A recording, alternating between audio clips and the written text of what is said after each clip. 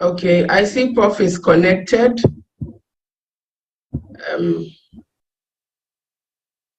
Just a minute as we try to give him hosting rights so he can unmute himself.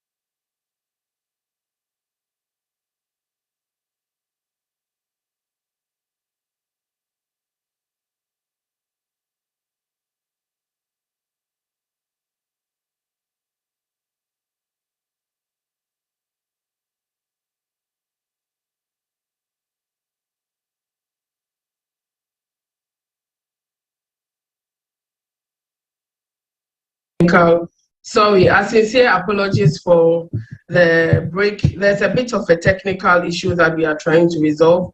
So whilst we try to fix that, we would like to move on and take the address from the president of the AAU.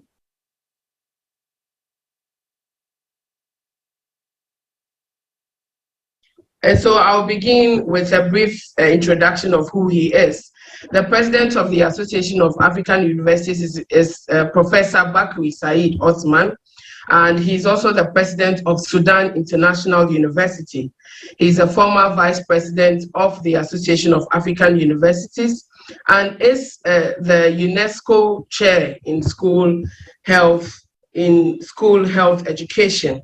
He has published several scholarly and peer-reviewed journal articles, book chapters, books, conference, and technical papers. He obtained a bachelor degree in medicine and surgery from University of Khartoum, a PhD from University of Leeds in UK, a Doctor of Medicine from University of Newcastle upon Tyne, and fellowship of the Royal College of Pathologists and fellowship of the Royal College of Physicians, London in UK. If Professor Bakri Said is connected, I think we can give him hosting rights so that he can proceed and make his remarks.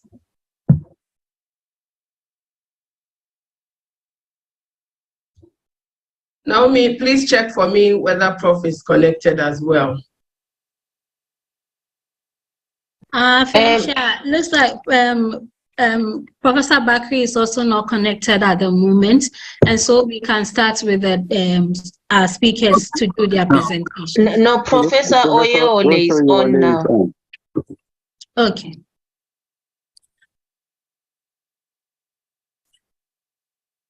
Okay, can I carry on? Yes, Prof. Okay. Presidents, Vice Chancellors and Rectors from Africa and beyond, Deputy Vice Chancellors connected to this program, Directors of Research and Library Services, librarians, participants from the research community and the industry, students, ladies and gentlemen, all protocols duly observed. I welcome you all to this virtual meeting, which is focusing on the importance and improvement of open science practices in our research processes in Africa. This is part of the collaborative initiative of the Association of African Universities, the Public Library of Sciences, and the Training Center in Communication, ICC Africa, to increase awareness and provide training around open science practices and open access publishing in Africa. As spoken on the narrow platform, the East African platform, and today I'm still going to talk about what open science is. I'm aware of the misunderstanding surrounding the concept of open science. To some, open science connotes publication of science without going through the scientifically recognized peer review processes. Ladies and gentlemen, this is far from the truth.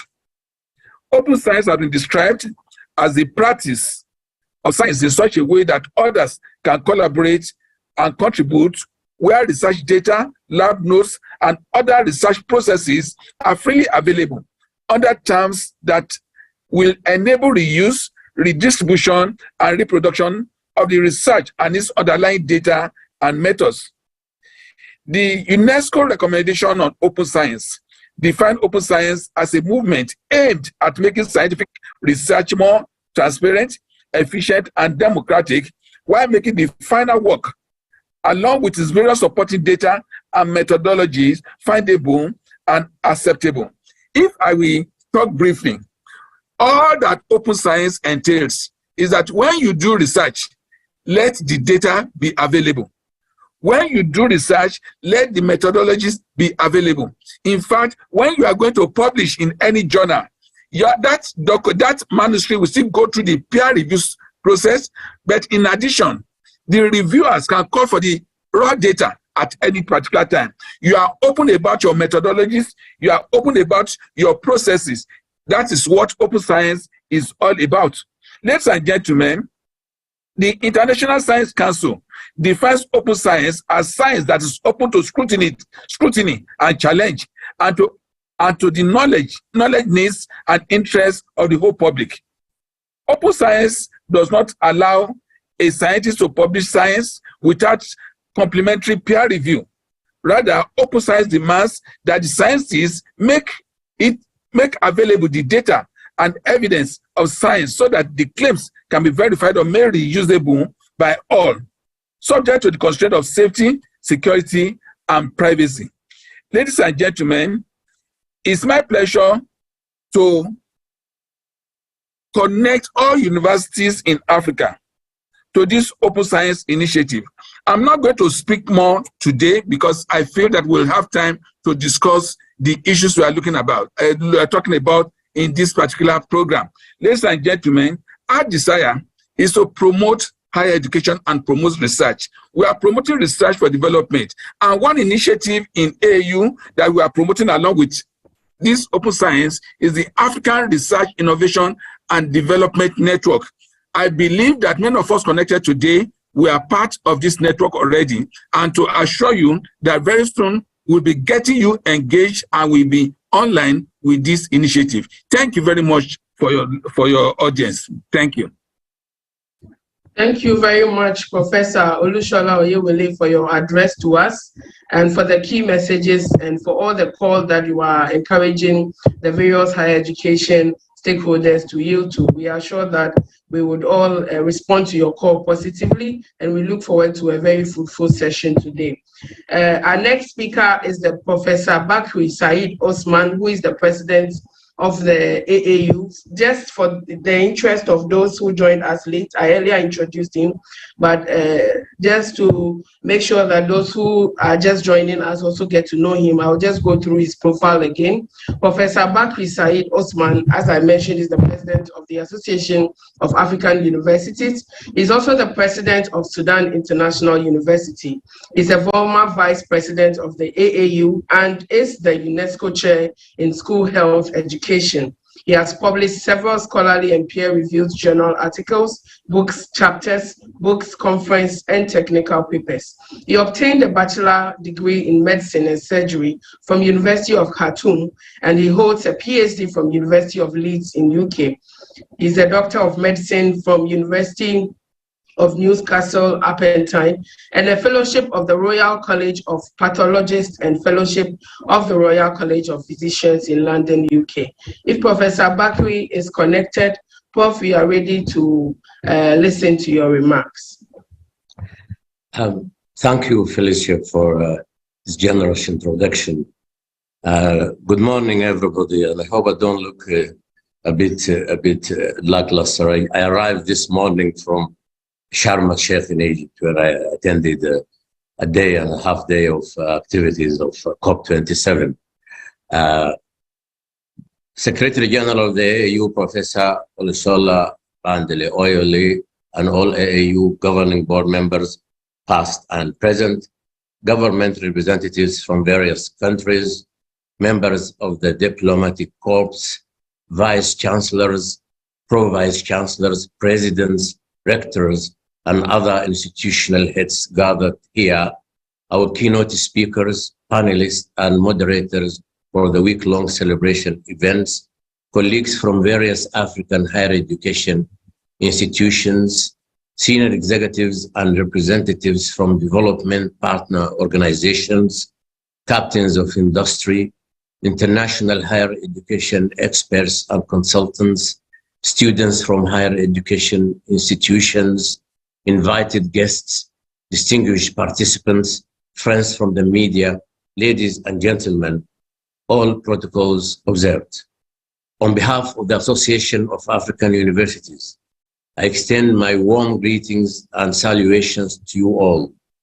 The mission of the Association of African Universities is to enhance the quality and relevance of higher education in Africa and strengthen its contribution to Africa's development by supporting the core functions of higher education institutions, facilitating and fostering collaborations among African higher education institutions, and providing the platform for discussing emerging issues in African higher education.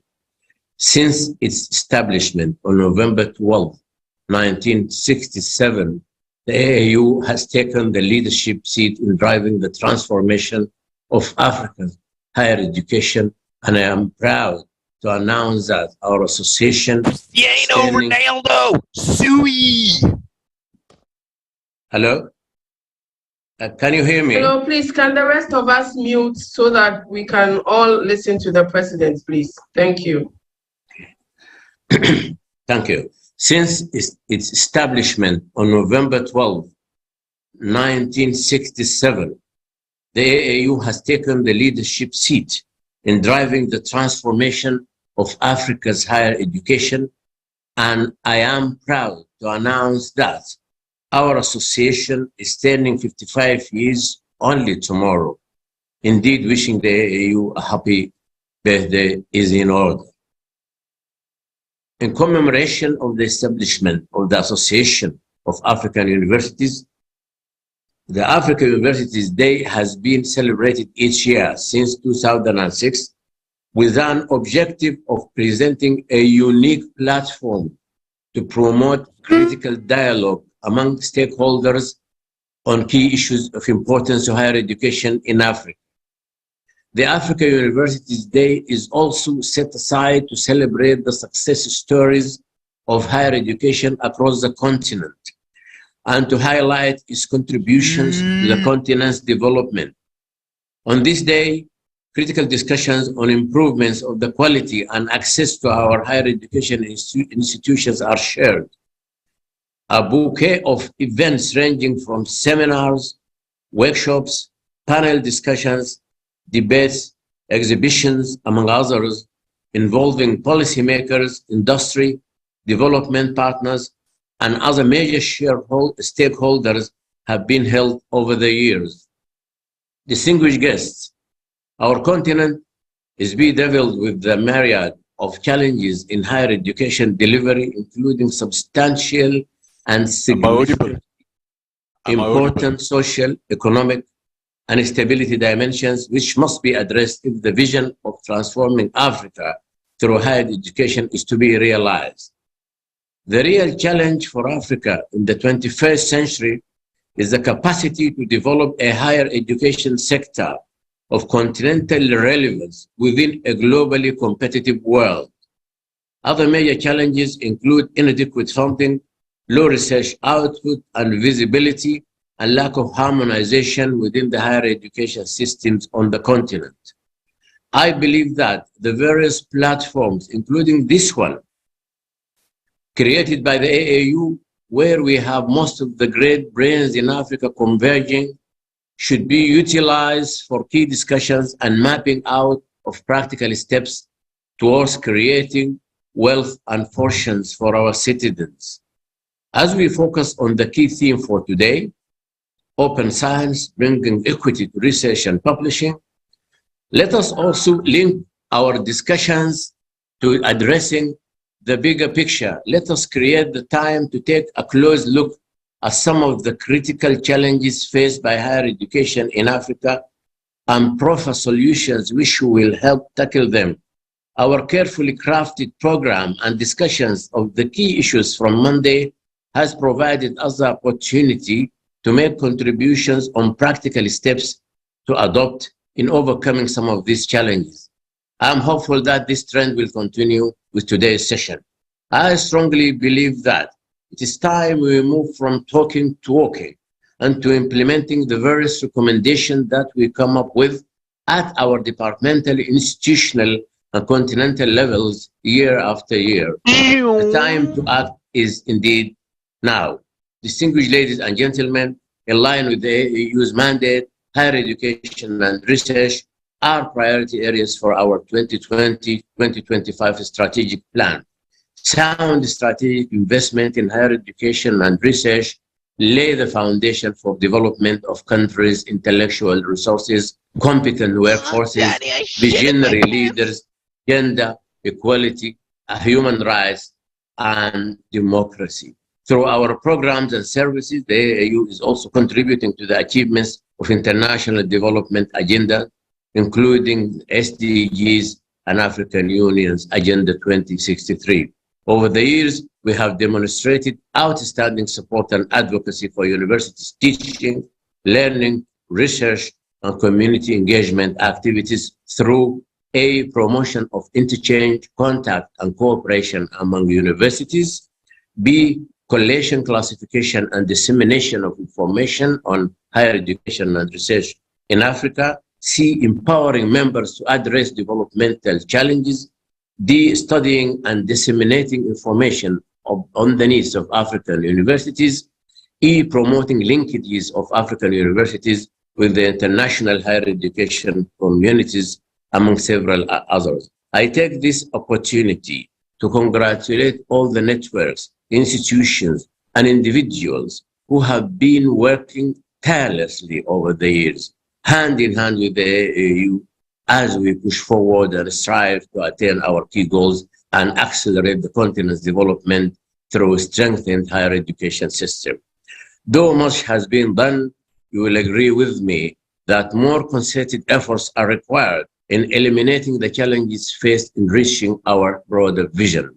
I'm hopeful that our discussions with rich contributions from all experts and participants gathered here will move us a step closer toward the achievement of our collective goals. For us, as the AAU, we remain committed to putting in even more efforts towards making greater positive impact on our continent, and we call on all stakeholders in the higher education arena, our members, governments, development partners, civil society organizations, international, non-governmental organizations, among others, to continue to collaborate with the AAU in strengthening Africa's higher education. Distinguished guests, in July 2023, the Association of African Universities will be holding the Conference of Rectors, Vice Chancellors, and Presidents of African Universities, COREVIP.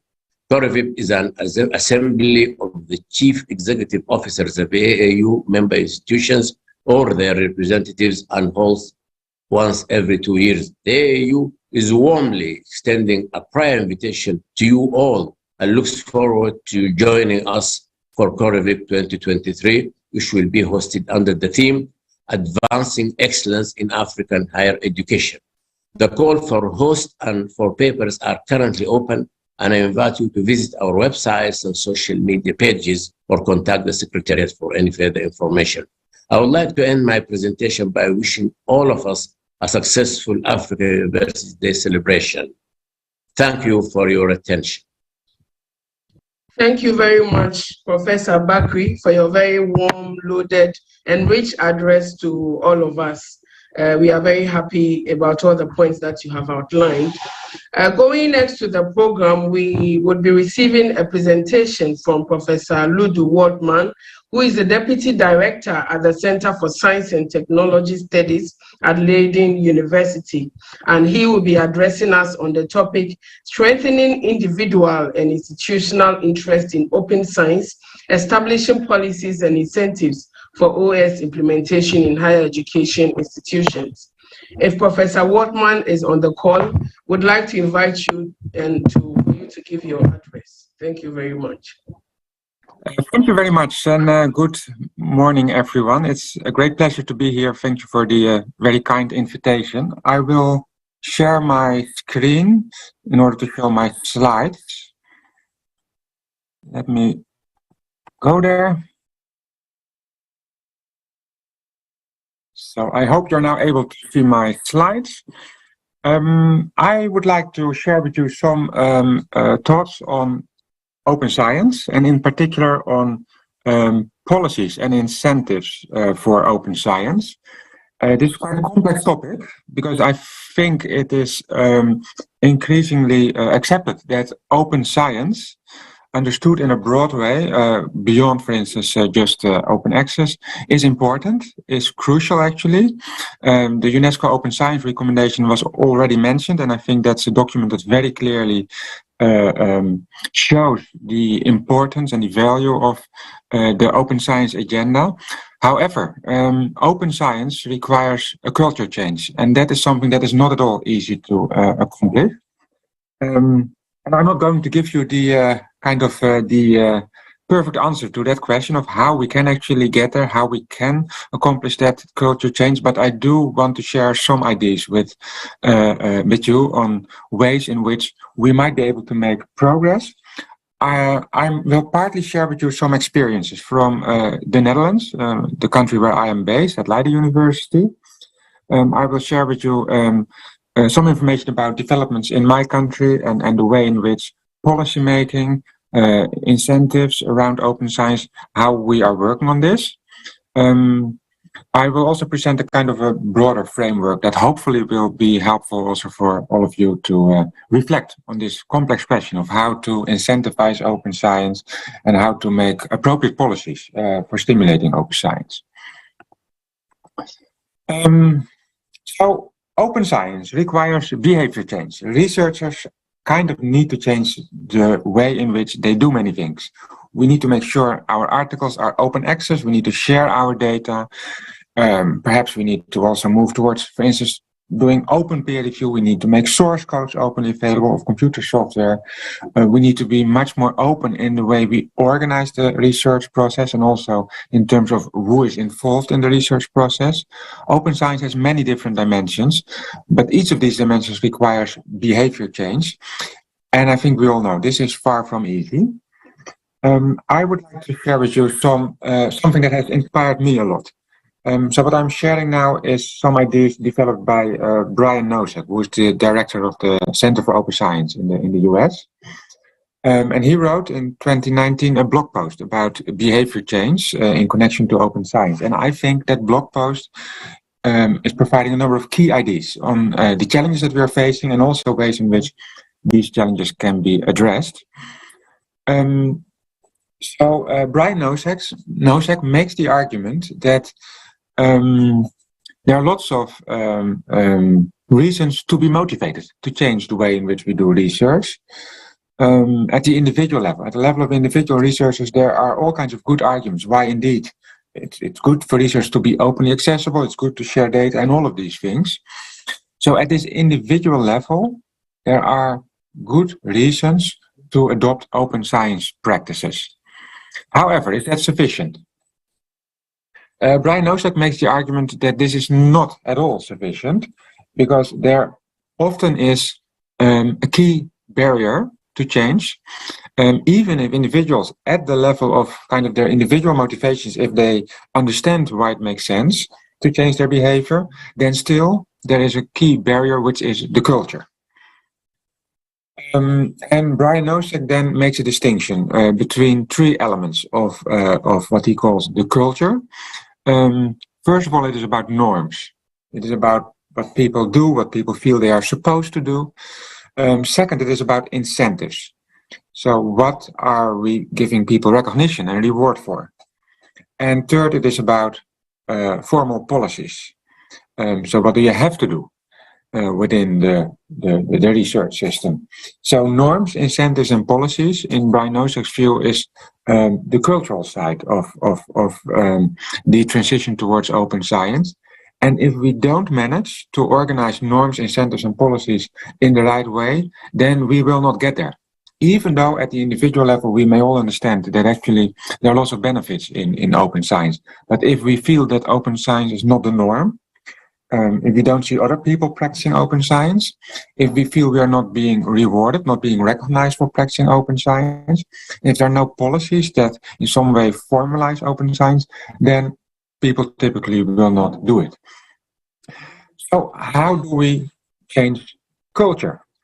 And in the same blog post, Brian Nosek presents a pyramid. And this is the pyramid. I just copied the picture from the blog post. This pyramid consists of 5 layers. And Brian Nosek makes the argument that it is essential in order to realize culture change that we operate on each of these 5 levels. So if we just pay attention to some of these levels, but not to all of them, then probably we are going to fail. Probably there will, in the end, be no culture change. So Brian Nosek argues at the bottom of the pyramid that there's a need for infrastructure. Infrastructure that enables, that makes possible open science practices. But that's not enough. We also need to make it easy for researchers. So he, for instance, makes the argument that there should be convenient, easy to use user interfaces. We should give researchers a smooth experience when they, for instance, work with software systems. You could also think, for instance, about the importance of training of researchers to make things easier for them. But that's also not enough. We also need to make open science normative, showing that other people do it and showing that this is what you are supposed to do.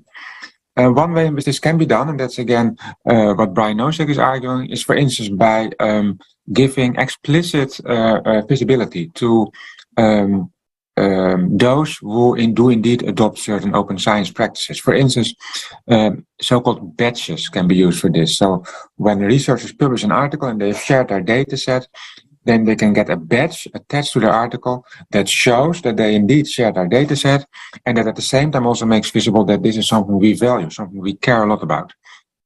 But even then, it's not enough, according to Brian Nosek. We also need to make it rewarding. And then, of course, we reach the incentives. So we need to make sure researchers feel they get rewarded for practicing open science. And finally, we need to make certain things required. So we need to have policies that just mandate certain open science practices. That's, in Brian Nosek's view, the top of the pyramid, so that's something that can be and should be done once the other elements are also in place. This is complex. This means that in order to realize open science and to realize the culture change that is needed for this, we need to simultaneously operate on 5 different levels. We need to make it possible, we need to make it easy, normative, rewarding, and required. And this, I think, is the big challenge that we are facing at the moment. Let me illustrate this. So I will discuss scientific publishing. It was already briefly mentioned earlier this morning. I'm focusing on this example because Brian Nosek actually made the example that at the level of incentives, so the second highest level in the pyramid, the main incentive at the moment in the research system is actually publications. Publications in scientific journals, preferably in journals that have a strong reputation, a high impact. That's what typically gives researchers a reward, what will give them recognition, so what serves as an incentive for them. And he's actually questioning whether that is the right types of incentives, and whether these incentives will enable us to move towards a more open science way of working. And that's why reform of scientific publishing is so important. So what we see, for instance, is things like this. There are research funders, in particular in Europe, but also some funders elsewhere in the world that have united in something that's called, as you may know, Coalition S, and they have made a plan, Plan S. And Plan S is promoting open science, is essentially mandating open science for researchers that are funded by these research funders. And there are all kinds of policies and rules around this on how exactly this is done, but essentially what Plan S is doing is at the top of the pyramid, they work to make policies for open access, for making open access a reality, as they state on their website. So this is the top of the pyramid. This is policy making. In the US, there's now something similar happening. So the White House recently issued a new policy, and the essence is that all research that is funded by the US government needs to be public access. So kind of similar to Plan S, although there are differences in the details. So this is something that apparently research funders and governments that they care about. They feel that open access or public access is important, and they start to make policies at the top of the pyramid to actually make this happen. I made the argument that this is not enough, just working at one level, at the top of the pyramid. We need to take into account all levels of the pyramid. So funders are, for instance, also working on changing assessment practices and incentive systems at the second highest level of the pyramid. But there are also other actors in the system that are kind of joining this movement. What you see over here is the journal Nature and the other journals belonging to this brand. They also understand that they need to enable open access publishing, because that is what funders, at least specific funders, what they expect. And the Nature journals have found a way to actually facilitate, to enable this. So they enable authors to indeed publish open access in their journals. However, authors are expected to pay an article processing charge, which is not uncommon for open access journals, as you may know. So quite a few of these journals charge a so-called APC. What is interesting, however, is the level of the APC. So you may be able to see it at the right of this slide. The APC is almost 10,000 euros, 9,500. So that's, of course, a really huge amount of money. So it's an extremely expensive APC. But this is a way in which essentially Nature is enabling us to publish open access in their journal. So essentially this is about making it possible. This is the bottom layer of the pyramid. They are helping us to move towards open access at the bottom level of the pyramid. Nature is, of course, also something that is a strong incentive for researchers publishing in Nature, because in the current reward system, they get a lot of recognition for that. So at the top of the pyramid, this is also helpful for researchers. So essentially, the system is moving towards open access, and the different layers of the pyramid are all kind of in transition. So it is happening, but clearly it is happening in a way that is, I would argue, not the right way of making this transition happen, because of this 9,500 euro payment that needs to be made to the Nature journals to publish open access. So this means that only a very, very small elite of researchers will be able to take part in this development, and many others will be excluded. And of course, this is not at all an equitable way of realizing open access. But essentially, this is kind of the mainstream global north approach that we see at the moment. There are also other proposals on how we can kind of reach the same goal. So what you see here is something that I would consider to be a more innovative, a more equitable approach to realizing open access to the scientific literature. This is the so-called Plan U, as opposed to the Plan S that you could see on the previous slide. Plan U is the idea that research funders, and perhaps also, for instance, universities, could mandate posting of preprints by researchers. So researchers could be required to publish their research on preprint servers. So their research articles, they could publish them on preprint servers. This is something that is free of charge, so it doesn't require any payment. And these preprint servers then provide free access to the research articles. So this is, from that point of view, much more equitable, because there are no payments involved. Preprint servers, however, don't do peer review, and that's the difference, of course, with journals.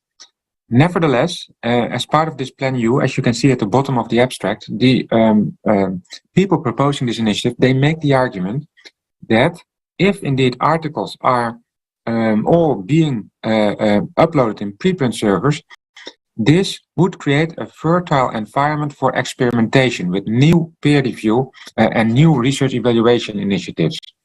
So actually the things that journals at the moment do for us, we might be able to organize them in a different way and perhaps in a way that is not only more innovative, but also more equitable. Perhaps we can essentially create the same thing that at the moment the nature journals are offering to us, but without requiring this huge APC payment.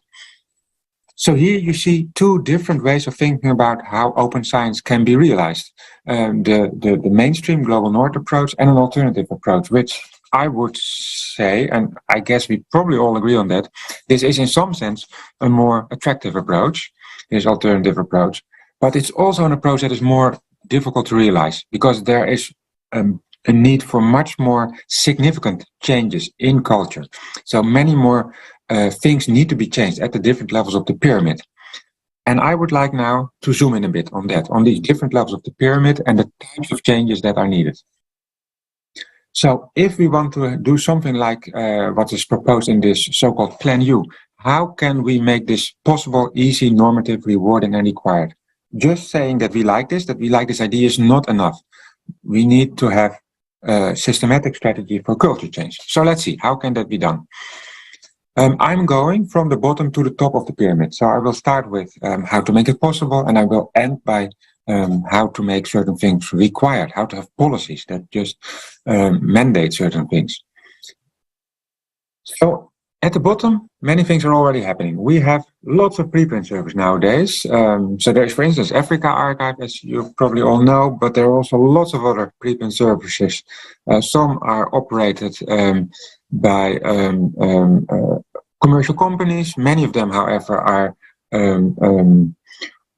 operated by non-profit organizations. Some of them have a disciplinary focus, some of them have a regional focus. There's a large variety of preprint servers. So basically for any research field, for any research communities, there is a preprint server available that you can use. And this is all free of charge. So publishing your work on the preprint server is free of charge, and for readers, they can read your work free of charge. This is already in place. So this is essentially what makes it possible. Likewise, there are all kinds of initiatives to organize peer review for preprints outside the traditional journal publishing system. Peer Community In is one example, which I'm showing here, but there are more of those examples. This is also already in place. This is up and running. We can all just start using this. It's there, and it doesn't cost you anything. It's free of charge again. So this is still the bottom layer of the pyramid, and here we have all the things we need. It is possible to preprint your work. It is possible for preprints to be peer-reviewed outside the journal system. It's all in place. But as we know, that's just one level of the 5 that we need to have culture change. We also need to make it easy. Here, there's a lot of work ongoing at the moment. So, for instance, I'm just showing a few examples on this slide. There have been some discussions about actually what are good principles for organizing peer review outside the context of journals, for organizing peer review linked to preprints. And you see the FAST principles here at the left, and they provide guidance to reviewers on how they can do this type of peer review. And these guidelines, this guidance, of course, makes it easy for researchers to do this, because they don't need to find out all these things themselves. It's also about making things easier at a technical level. So at the bottom here you see the so-called Notify initiative, which is a much more technical infrastructure initiative. It is about connecting preprint servers and peer review platforms in convenient ways, connecting them in a technical sense, making sure that they can exchange data and things like that. That's again about making it easier. That means that those who operate preprint servers, those who operate peer review platforms, can more easily offer their services. And all these different services will be more strongly integrated. There's also the thing you see at the top right, Society, a platform that provides access to all these different reviews that are now produced and linked to preprints. We also need to make things normative. So now we have reached the 3rd level of the pyramid. Here I'm showing you an example, the so-called Publisher Reviews Initiative. I'm myself one of the organizers of this initiative. This initiative is promoting the publication of review reports, online publication of review reports, and linking them to preprints, the preprints that are under review. What this initiative is trying to do is to kind of show that this can be, or this should be the norm. This is actually what peer review should be about openly sharing your opinion and discussing strengths and weaknesses of a particular piece of research. And in order to make it normative, we are asking for people to support the initiative by signing a pledge. And we have quite a few of these signatories. So people that are willing to publicly support this initiative and also to commit to actually practicing this themselves. We have ambassadors, prominent people. We also have lots of organizations that have decided to give support to this initiative, to endorse this initiative, which again, I think is a step towards making it normative. I'm moving now to the next level in the pyramid, making it rewarding. And this is in some sense the most difficult level, I would argue, because I already mentioned at this level of the pyramid, the reward system, the incentives, we have the traditional journals, which are kind of the dominant way in which we all think in the research system about giving credit to researchers, giving recognition. And it's really difficult to move away from that. I was a little bit critical perhaps about this Plan S and the Coalition S funders. So I call that the mainstream Global North approach, which doesn't necessarily lead to equitable open access. However, they also did something very interesting, these funders. They recently published this statement. And in this statement, at the bottom, they say something which is really important. They say that what they care about is peer-reviewed publications, open access peer-reviewed publications. That's what matters to them. That's what they feel researchers should produce. They say these peer-reviewed publications don't need to appear in journals. We don't care whether your article has appeared in a journal that has done peer review or whether it is published elsewhere on some online platform together with peer review reports. That's not our business. We don't care as long as your article is openly accessible and has been peer reviewed.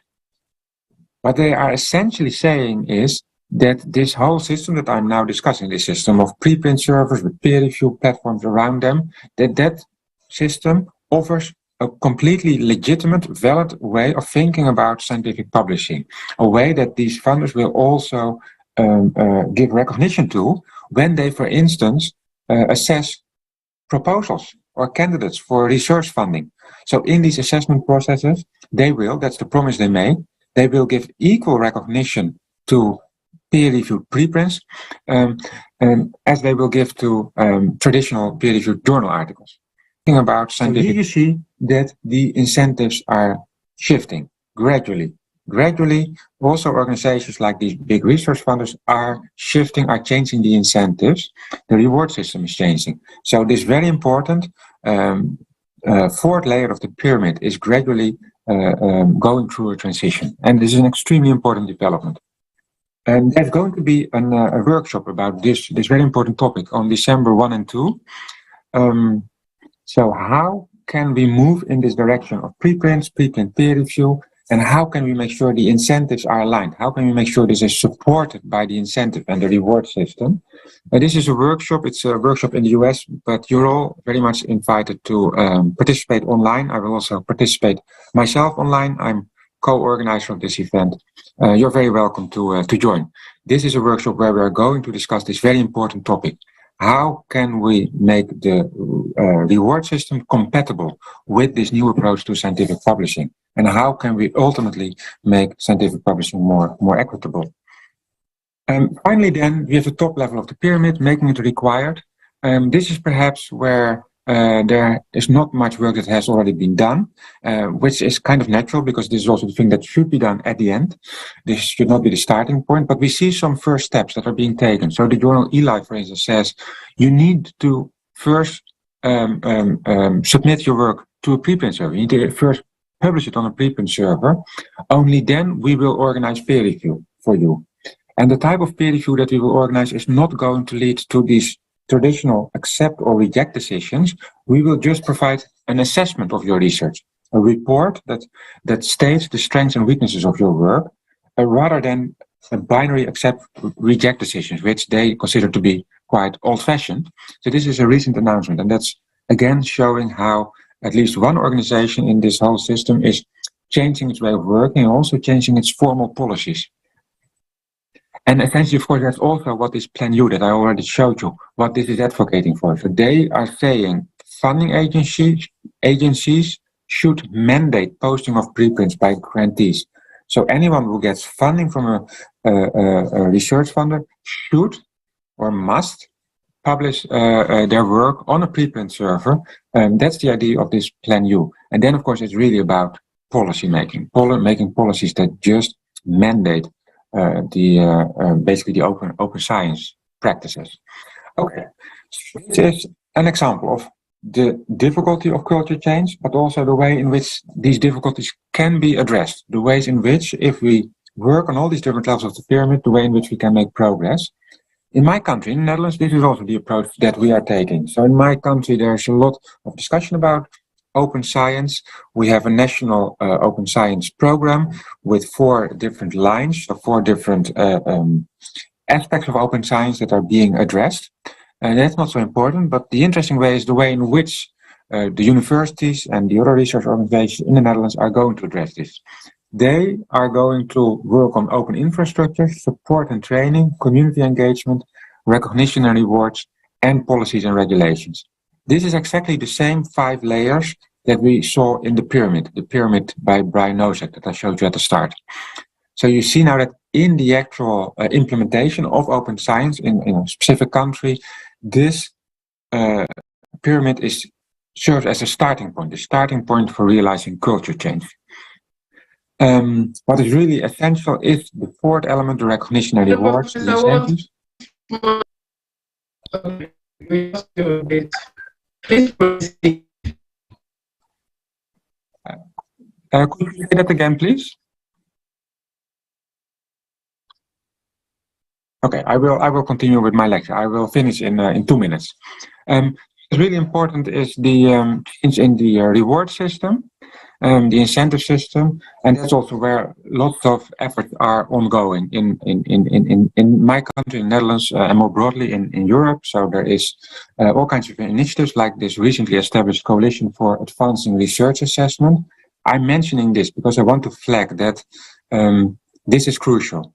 Realizing open science and realizing this culture change will not work if we do not also at the same time change the way we do research assessment.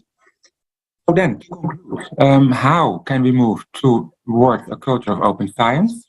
This requires, to remind you, this requires making it possible, making it easy, making it normative, making it rewarding, and making it required. And I hope I've shown you how these things can be done. Keep in mind that at the moment, at this 4th level, making it rewarding, rewards are still very much focused on journal publications and preferably in prestigious journals. This is the main obstacle in moving towards an open science culture. This is a really huge obstacle, not only in discussion about open access, also in all kinds of other aspects of the open science agenda. In the end, the rewards always play a crucial role, and the rewards still are mostly determined by publication in journals, and that's where we have a big obstacle. And therefore, I do want to just mention once more that the most important way in which many of you as policymakers can contribute to promoting open science is by actually working on reforming the reward system. It's not the only thing that we need. We need all 5 levels of the pyramid, but this is perhaps the most difficult one, and also the one where we really need policymakers, where policymakers should take the lead and have an important responsibility. I would like to thank you for your attention, and I would also like to congratulate the AAU on your anniversary. Thank you.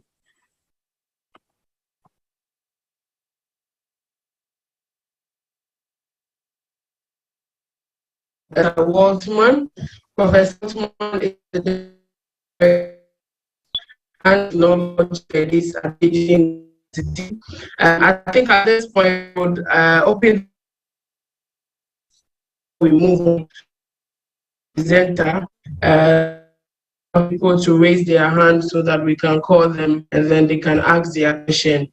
But Professor, what do that? Someone actually mentioned that open access requires a significant change in culture, and then in policies he also talked about the need for incentive systems, among others. He also took us through the pyramids to be done, each of these levels, as well as what is being done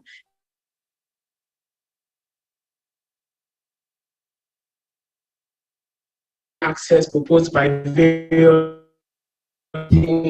the and what it is. He as well took various tactics and strategies in that making scientific research more equitable generally, as well as making it more open. He elaborated on all of these points, among others. Thank you very much for that very rich presentation. I think Professor Olushola Oyewale's hand is up. SJ, you can please unmute yourself and then you ask your question. Others are also encouraged to raise. Over to you, Prof. You can go ahead, please. Okay, thank you very much. I want to thank Professor Ludo Wortman once again for that very insightful presentation. You just want to clarify from him, he said that prestigious journals appears to be the main barrier to open science. How is that so? I would rather think that non-prestigious journals that are not requiring data and information about the actual processes are the main barriers. I will be glad to get his reaction to that. Thank you. Thank you very much, Prof. Prof, you can respond, Prof. Wortman. The line was breaking at some point. I don't know if you heard him very clearly. I think I got the question indeed. The journal system is, of course, a very complex system, and I kind of portrayed it in a very simple way that perhaps doesn't do justice to the full complexity of what's happening in that system. So there's indeed the prestige dimension that I mentioned, but there are many other things. For instance, regarding the level of support that journals offer to all kinds of open science practices. So I think, and I agree with indeed the question that was asked that there is a need for a more kind of nuanced discussion about what exactly the journal system offers and also what kind of obstacles it creates for open science practices. So I portrayed it in a kind of relatively simple way, but definitely there are many more complex issues around the journal system and the changes it creates. Okay, thank you very much. Are there further questions? I think I don't see anyone's hand up. But I mean, generally, we want to thank all of you for staying through. I see Professor Donald Odeleye's hand is up as well. Prof. Donald, you may please unmute yourself and ask your question. Yeah. Okay. Thank you very much. We can hear you, Prof. Okay. I want to also appreciate the presentation of Professor Wortman. The challenge I have is how to ensure, I mean, the practicability of dealing with this prestigious the issue of prestige, you know, in terms of journaling, how to be able to break through and ensure that the processes, you know, required, you know, to get access to all these data are unfettered. How people can have access to this, especially, I mean, in these times. I already wrote it on the chat page. So, thank you. Thank you very much. We'll take one more question, and then Prof can come in and respond, and we'll move on to the next session. So I see a hand up by Ketsi. Please unmute yourself. Ketsi Tokil Singh. Please unmute yourself, and then you can ask your question. Yes, thank you so much, Luda, also for the presentation. I think it was very insightful. And I was actually not aware of the plan use, so I learned a lot from your presentation today. I was wondering if you could also say something about diamond journals, as these are peer-reviewed journals that are free to publish in and also free to read. And as of today, I think there are more than 12,000 journals registered in the Directory of Open Access Journals. Is this another option also that could ensure open access and equitable publishing? Thank you both for these questions. Yeah, about moving away from journal prestige, I think there are perhaps two ways in which this can be done. One thing is to actually move away from the idea that each individual output should be valued in isolation, and instead move towards a more holistic way of thinking about evaluation. So that's what we do in my country, in the Netherlands. We don't really look at individual outputs. It doesn't matter so much. But instead, in evaluation processes, we try to look holistically at what an individual researcher, or even better, a team, for instance, a research group, has accomplished. And then the individual outputs don't matter so much. What matters is what overall a group has managed to do. And by taking that mindset, you kind of move away from this focus on individual outputs and therefore also the prestige of journals in which they have appeared. If that is a too big step, then a more perhaps easy thing to do would be to broaden the way in which we think about journal prestige. And journal prestige could, for instance, also be about the extent to which journals actually adopt all kinds of open science practices. So we could redefine the way in which we interpret prestige or quality of a journal, and all kinds of open science practices could be part of that. So we could say, for instance, a journal that doesn't publish the peer review reports is a journal for which we actually have no idea on the quality of the peer review it performs. So publishing peer review reports and being transparent about it is an essential element of being a high quality journal. So that would be a way of kind of reframing the way we think about this. Regarding of diamond journals, that's again something that is hugely important and that I left out for simplicity. But clearly, I can only agree that diamond journals, so open access journals that don't charge an APC, it's a very important development. I see it as a development that fits into the things that I discussed, the Plan U and the preprints. It's in many respects similar. I think in terms of how it thinks about the role of peer review, it's relatively traditional, the Diamond OA movement. But in terms of the emphasis on equity and ways in which equity can be achieved, it has a lot in common with the developments that I discussed. So I see these developments as kind of mutually reinforcing each other. Thank you. Thank you very much. I think we will take one last question from Mr. Emmanuel Boachi, and then we can move on to stuff and ask you a question. Yeah, I'm going to contribute in relation to the question Prof. Oyewale asked concerning how high impact journals can kind of be a hindrance to the establishment of open access. I think we can take it from this context whereby because these journals are well established, they are popular, and then some universities may even require that researchers at their institutions publish in these journals. And these journals are aware that they are well established and then there is that prestige attached to publishing there. They might not be open to adopting policies that may actually promote open science because they know that researchers would eventually publish at their institution, etc. So I think that is where there could be a form of a hindrance. And I think that is where there is a need for a holistic cultural change, because if institutions establish policies whereby, I mean, there is no recommendations of journals that you need to publish in and etc., I think that will make it easier for researchers to publish in journals that actually adopt open access, and that may shift the paradigm towards a more open access. But until such a cultural change is established, I think some of these journals will be reluctant. I mean, he gave the example about Nature establishing an open access policy, but then charging a very exorbitant APC. But we know how popular Nature is, so probably still a lot of researchers will still want to pay and publish in those journals. So that is where the hindrance comes in, because they are well established and then they may not be so open to, I mean, taking some of the things that bring in monies away. Thank you. Thank you very much. Any final comments from Prof. Wortman regarding the submission made by Mr. I just want to say that, as many of you are probably aware, there is the Declaration on Research Assessment, DORA, which has been signed by quite a large number of research organizations, in addition to many, many individual signatories.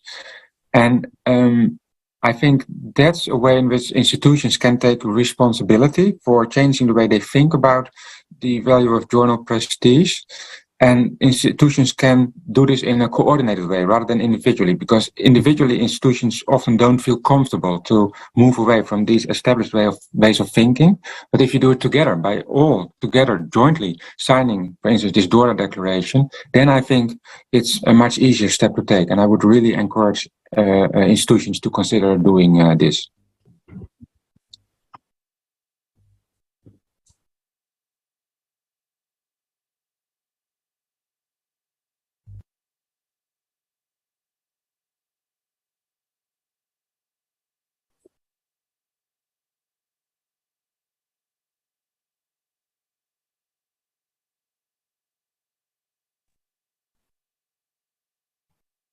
Okay, thank you very much. I think, Felicia, are you there? Yeah. Okay. Shortly. But before we do that, I think I just want to acknowledge some of the participants who are connected, and also just to thank all of you joining. Some of you have posted your names via the chat. So we have Edward Mujura from Harare Institute of Technology joining us from Zimbabwe. We have Dr. Severino Michangambi from University of Mpumalanga in South Africa. We also have Zenaline from Zululand Library in South Africa.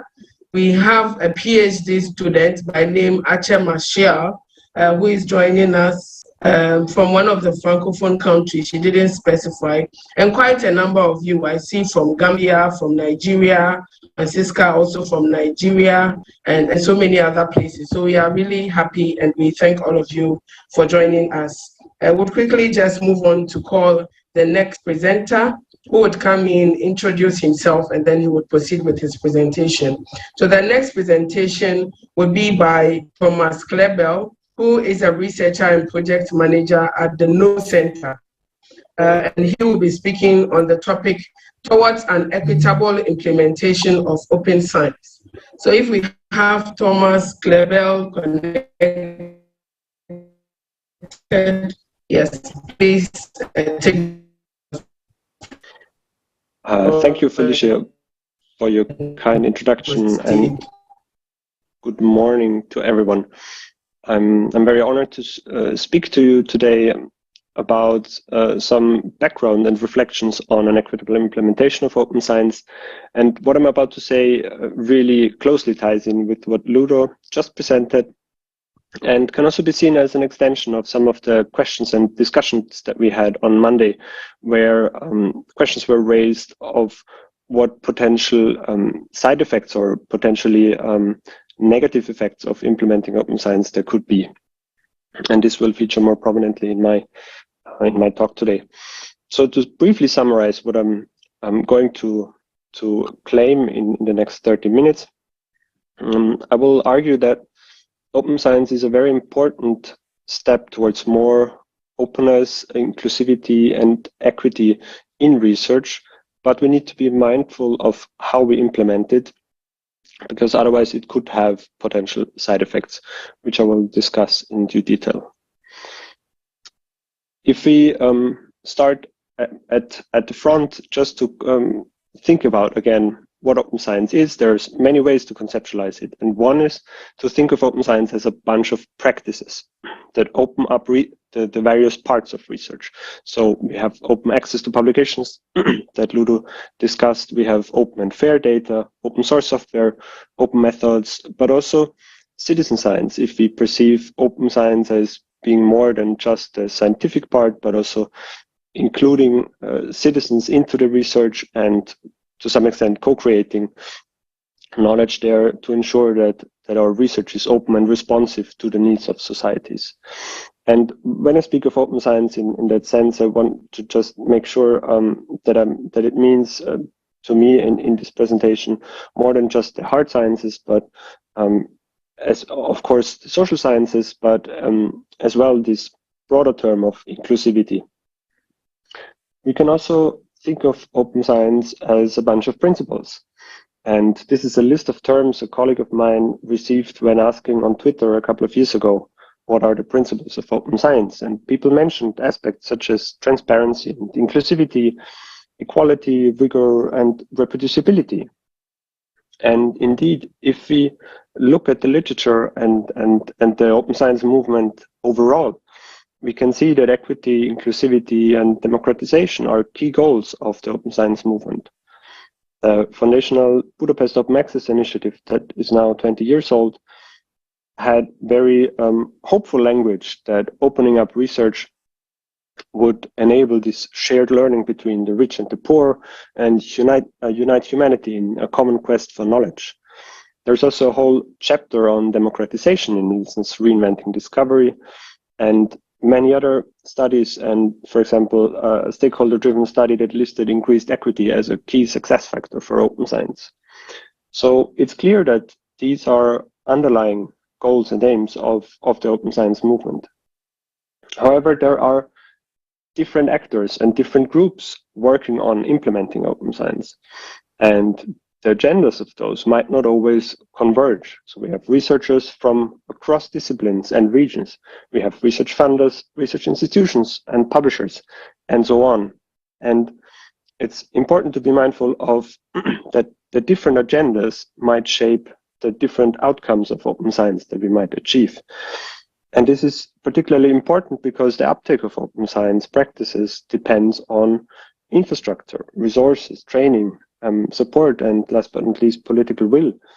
And the access to these, what we can term advantages, is obviously not equally distributed across academia.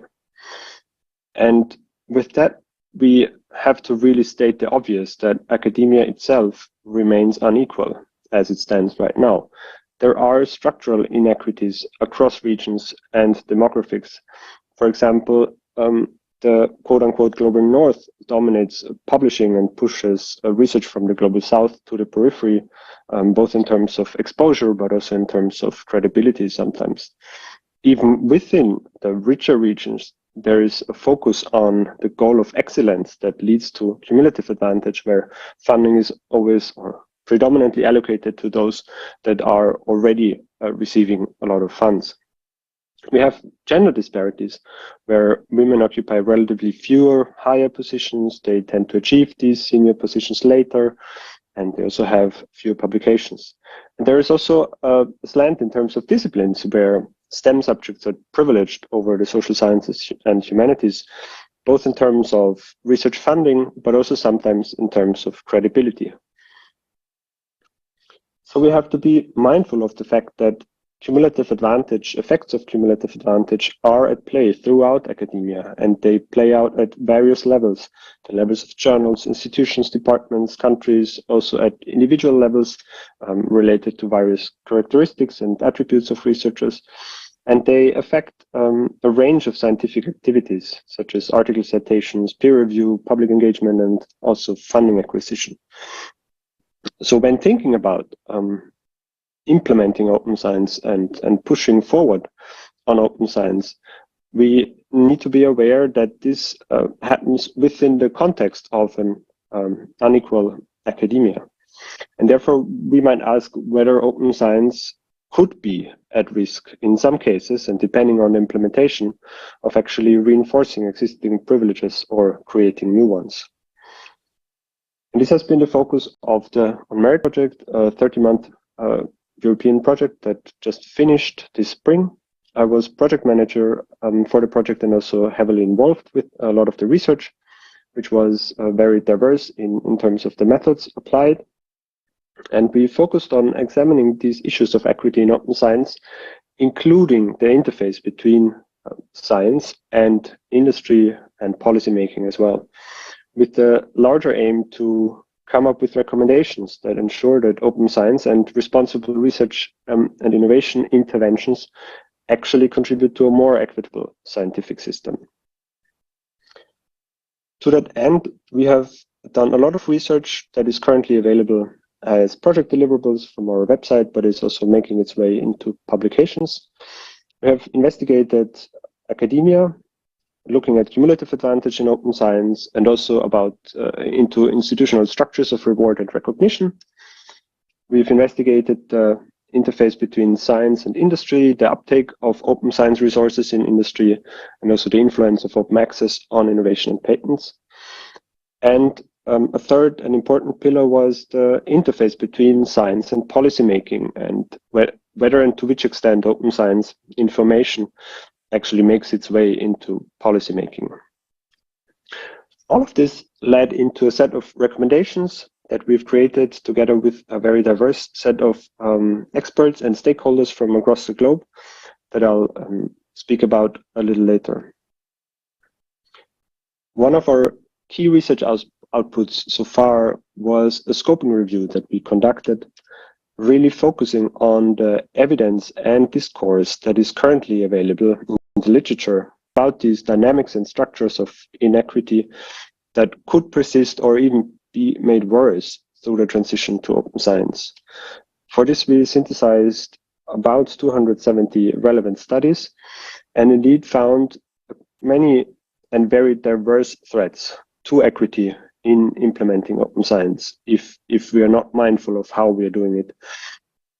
And they relate, for example, to the cost of participation, where certain practices such as data sharing might need infrastructure and might need funding, which might not be available everywhere.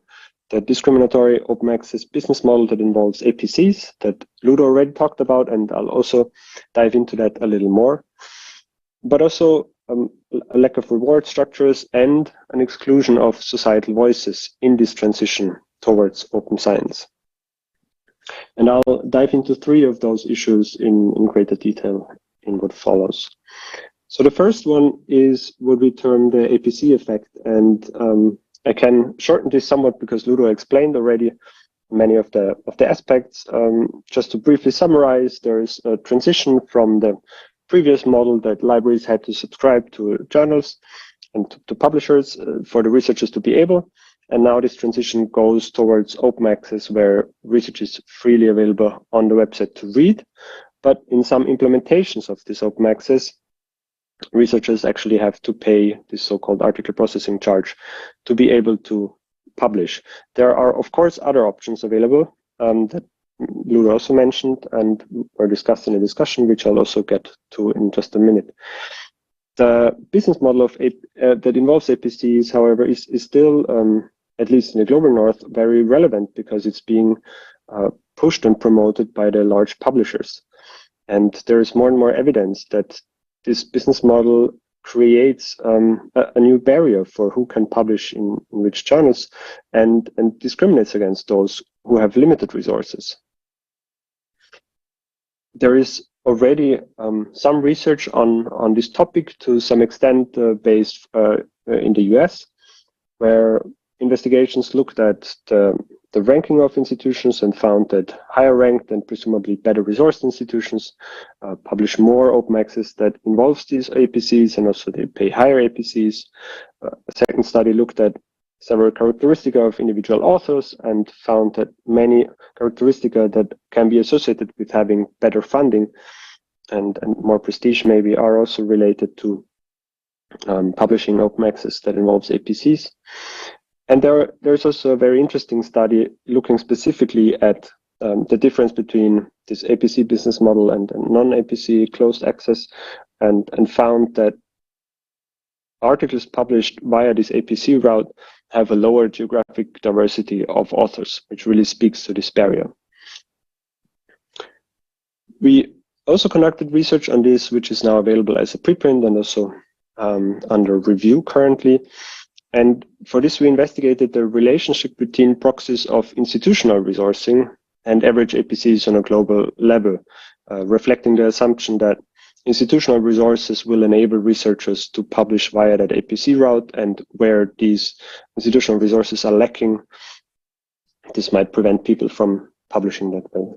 We investigated differences between fields and countries and also changes over time by looking at 1.5 million journal articles that we drew from the largest available bibliographic database that's currently out there, which is OpenAlex, complemented with other data. And if we take a first look at the relationships, the associations from a global point of view, we can see that there is an association between institutional resources, which are at the bottom of this figure, going from low on the left side to high on the right side, and the average APCs of the journals where the researchers from these institutions publish. The effects that we see are equally strong for first and last authors, and this just represents our assumption that either first and or last authors will be responsible for covering these APCs. But of course, what we can observe here between these two variables might be explained by other factors such as country or scientific field. And to somewhat control for that, we created a model that includes scientific fields and countries. So we can probe the relationship between the institutional resources and the APCs in greater detail. Here we have the results on the scientific disciplines, and we find small to moderate effects of institutional resources on APCs, which means that researchers from higher resourced institutions will publish in journals that have an APC more often and also pay higher APCs. This is strongest in the social sciences, but there is a sort of inverse effect, at least in the data that we had access to in mathematics, where researchers from better resourced institutions publish more in open access journals that have no APC. And this speaks to this distinction between diamond open access journals that have no APC at all and gold open access journals that charge up to 10,000 euros. If we take a look at the differences between countries, we can see that the effect of institutional resources on levels of APCs is relatively low in higher income countries. This speaks to the, or at least this is our assumption, that in these countries the general level of funding is very high and therefore the institutional differences don't matter that much. But in lower income countries, institutional resources do seem to have a strong impact on where researchers are able to publish. However, if we narrow in on the African countries that are in this rectangle are mostly African countries, we observe very small effects. And of course, we have some assumptions, but I'd be also curious to hear what other people think, why this might be the case. To briefly summarize, we can definitely see that researchers from better resourced institutions publish more APC-based open access and they pay higher APCs. And this is creating a new barrier for who can publish in which journals. And this has very important and crucial implications. Voices from societies and communities that are currently already less embedded in global science are further marginalized through this business model. And this is a very important issue because global challenges such as the Sustainable Development Goals need global perspectives to be tackled comprehensively. But APC-based open access is leading to the opposite, is leading to narrower perspectives than what we could have.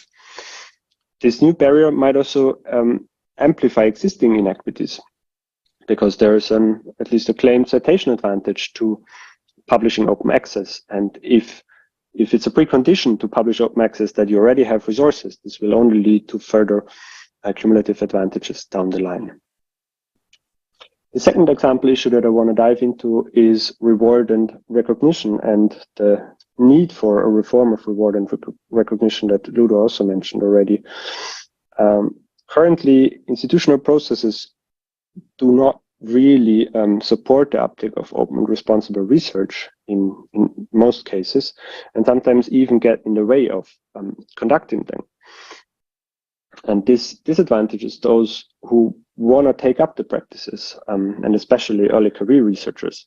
An example might be someone who wishes to share data, but if there are no rewards and incentives to do so, they will have a difficult time in deciding whether they can justify spending their time on preparing their data and making it reusable for others. So we definitely need also a reform here. To this end, we conducted two studies that are related we looked at 7 countries and investigated promotion, review, and tenure policies of universities in these countries to see what the extent of criteria for open and responsible research is. And we can see, if looking at the bottom of this chart, that practices such as data sharing, open access, or engaging with citizens via citizen science are rarely, if not at all, rewarded in these policies. We also conducted a survey of researchers across 7 countries that tried to look at the relationship between the researchers' perspectives of what they think should be valued and is most important, and what they perceive their institutional perspectives to be. And this allows us to show here a mismatch between them, and we can observe that openly sharing research data, openly sharing research code, and contributing to peer review and open access publishing, many of these open science practices are at the top of the chart, which means that there is a large gap between what researchers value and what they think their institutions value, which also speaks to a need to reform the ways how researchers are being rewarded and promoted at institutions. And the last issue that I want to touch on a little is the problem of societal inclusion, where open and responsible research promises greater uptake of research by policymakers and a more equitable societal inclusion in research and policymaking. However, mechanisms of exclusion within science and open science are getting in the way of these goals. Research shows that policymakers prefer to receive information through their social networks. They prefer to talk to people they already know. And this limits the pool of actors with access to policymaking and breeds further cumulative advantage, because policymakers always go to the people that they already know. And simply opening up research via open access does not change this, and does also not help the general audiences in understanding the research outputs themselves. There is also inadequate institutional support for working at the science policy interface and for broadening societal inclusion in research overall. So how can we improve? How can we make sure that our implementations of open science actually lead to a more equitable world? To this end, we have created a set of recommendations together with a very diverse and broad range of stakeholders across regions, with a focus on the European Union and European countries, but with an appreciation of the challenges that are out there around the world. And our recommendations also overlap to some extent with the UNESCO recommendations.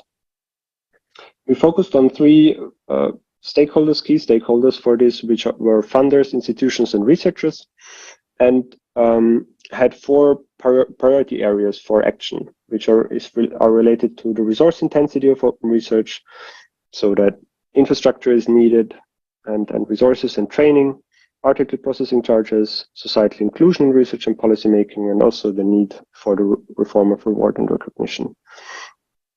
Our recommendations on article processing charges are here, and they mirror what was already discussed in the last hour, which is that there is a need for alternative publishing models that are more inclusive, which we mean to be these diamond open access journals.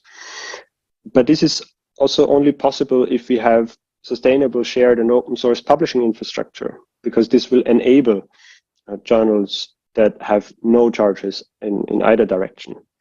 But there are very actionable things that we can do, which is to simply deposit our manuscripts in open repositories, the so-called green route to open access. And this can, in most cases, be done immediately, and is a very easy way to ensure that our research outputs are available to everyone to read.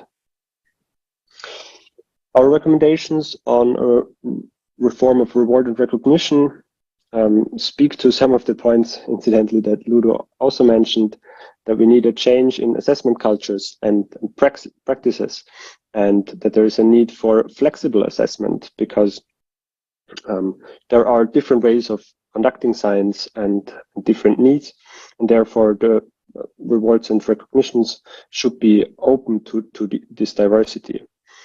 There is also a need for sustainable career pathways, that we need career pathways for people that are facilitating open research. And this is just an example of how the recommendations look like, with the key recommendation on top and some further context provided below. We have also recommendations on societal inclusion in research and policymaking, where we call for further funding on and support for societal and policy engagement that is currently not available, and also call for open and an open sharing of understandable outputs, because, as I said, simply making research available does not guarantee that general publics or even policymakers will be able to understand what's being said, because there's very different ways of communicating within academia and towards citizens and policymakers. And before I finish, I just want to briefly mention that there are obviously other aspects of open science that are important and where we also need to be mindful of diversity. And we will have a new project that's starting in January on reproducibility that will focus on this question of diversity, specifically on epistemic diversity, because there are many different ways of doing science, and just applying a one-size-fits-all solution to reproducibility will not work. So we will strive to find new tools and practices that enable reproducible research, and are always happy to find more collaborators and more perspectives on this. So if you're interested, please get in touch. Also, if you're interested to speak about any of the other issues, even after our discussion that we might have, I'm always happy to have some conversations. And with that, I thank you for listening.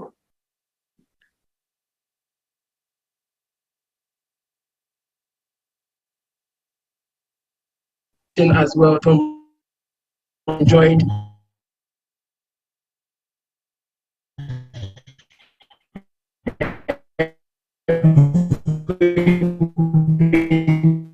Of it has been quite an insightful content that you've shared.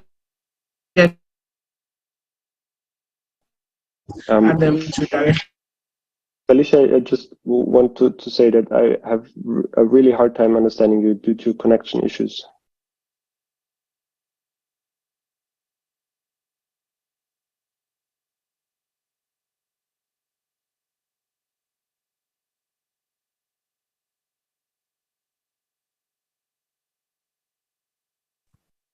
Okay, maybe Felicia, if you could type in the chat, it would make it easier.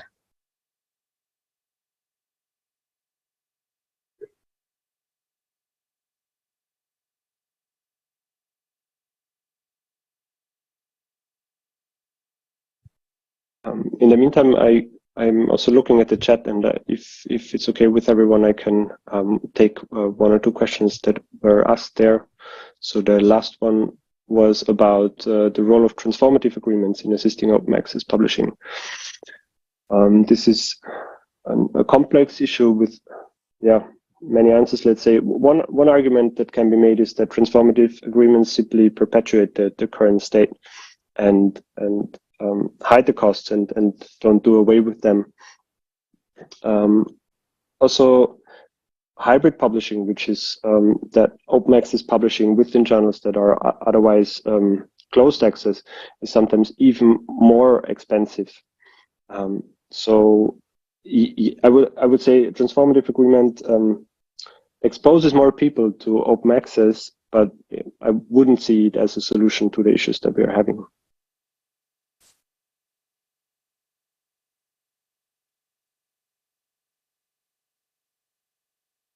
Thank you very much, Dr. Thomas Klebel. Felicia, are you now good to proceed? Yes, I am, but I'm not sure which question he responded to. Apologies for the technical hitch that we have here. But there was a question from Zanel Hadid, and the question says, what would be the role of transformative agreements in assisting open science publishing in your view? I don't know if you've responded to this already, Dr. Klebel.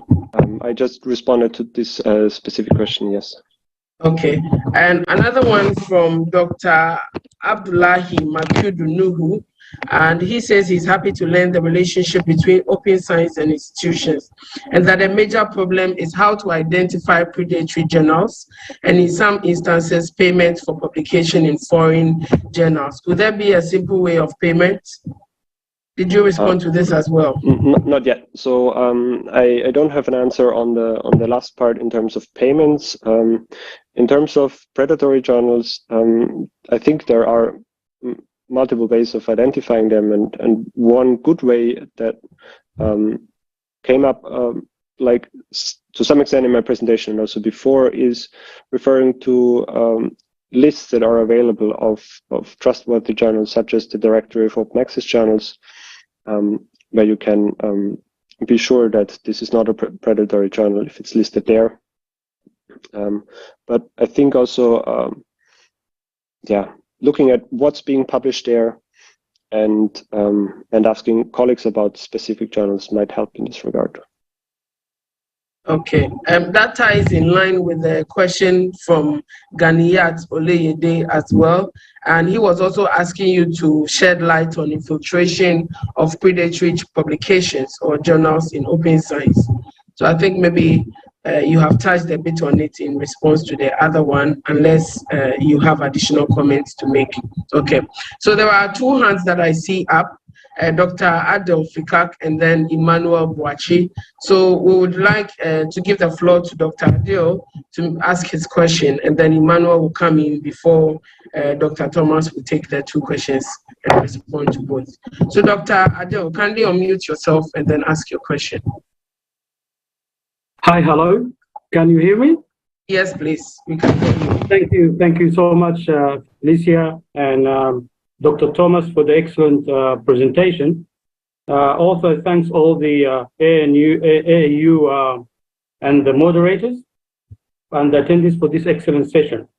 As we all know that open access movement seeks to make research more widely accessible by many ways, from the traditional subscription-based model for academic journals. But as mentioned, many publishers introduce the APCs on authors, and that's where the challenges comes to us as African researchers, where short funding is a major issue. Is it possible that the AAU, for example, try to contact those journals and get some deals, or even we can have our own publishers that we can support high quality African research, because there's a lot of good research happening in African universities, but there is no, we're not finding a way to publish and get the communities take advantage of these excellent researches because of this issue. Thank you again,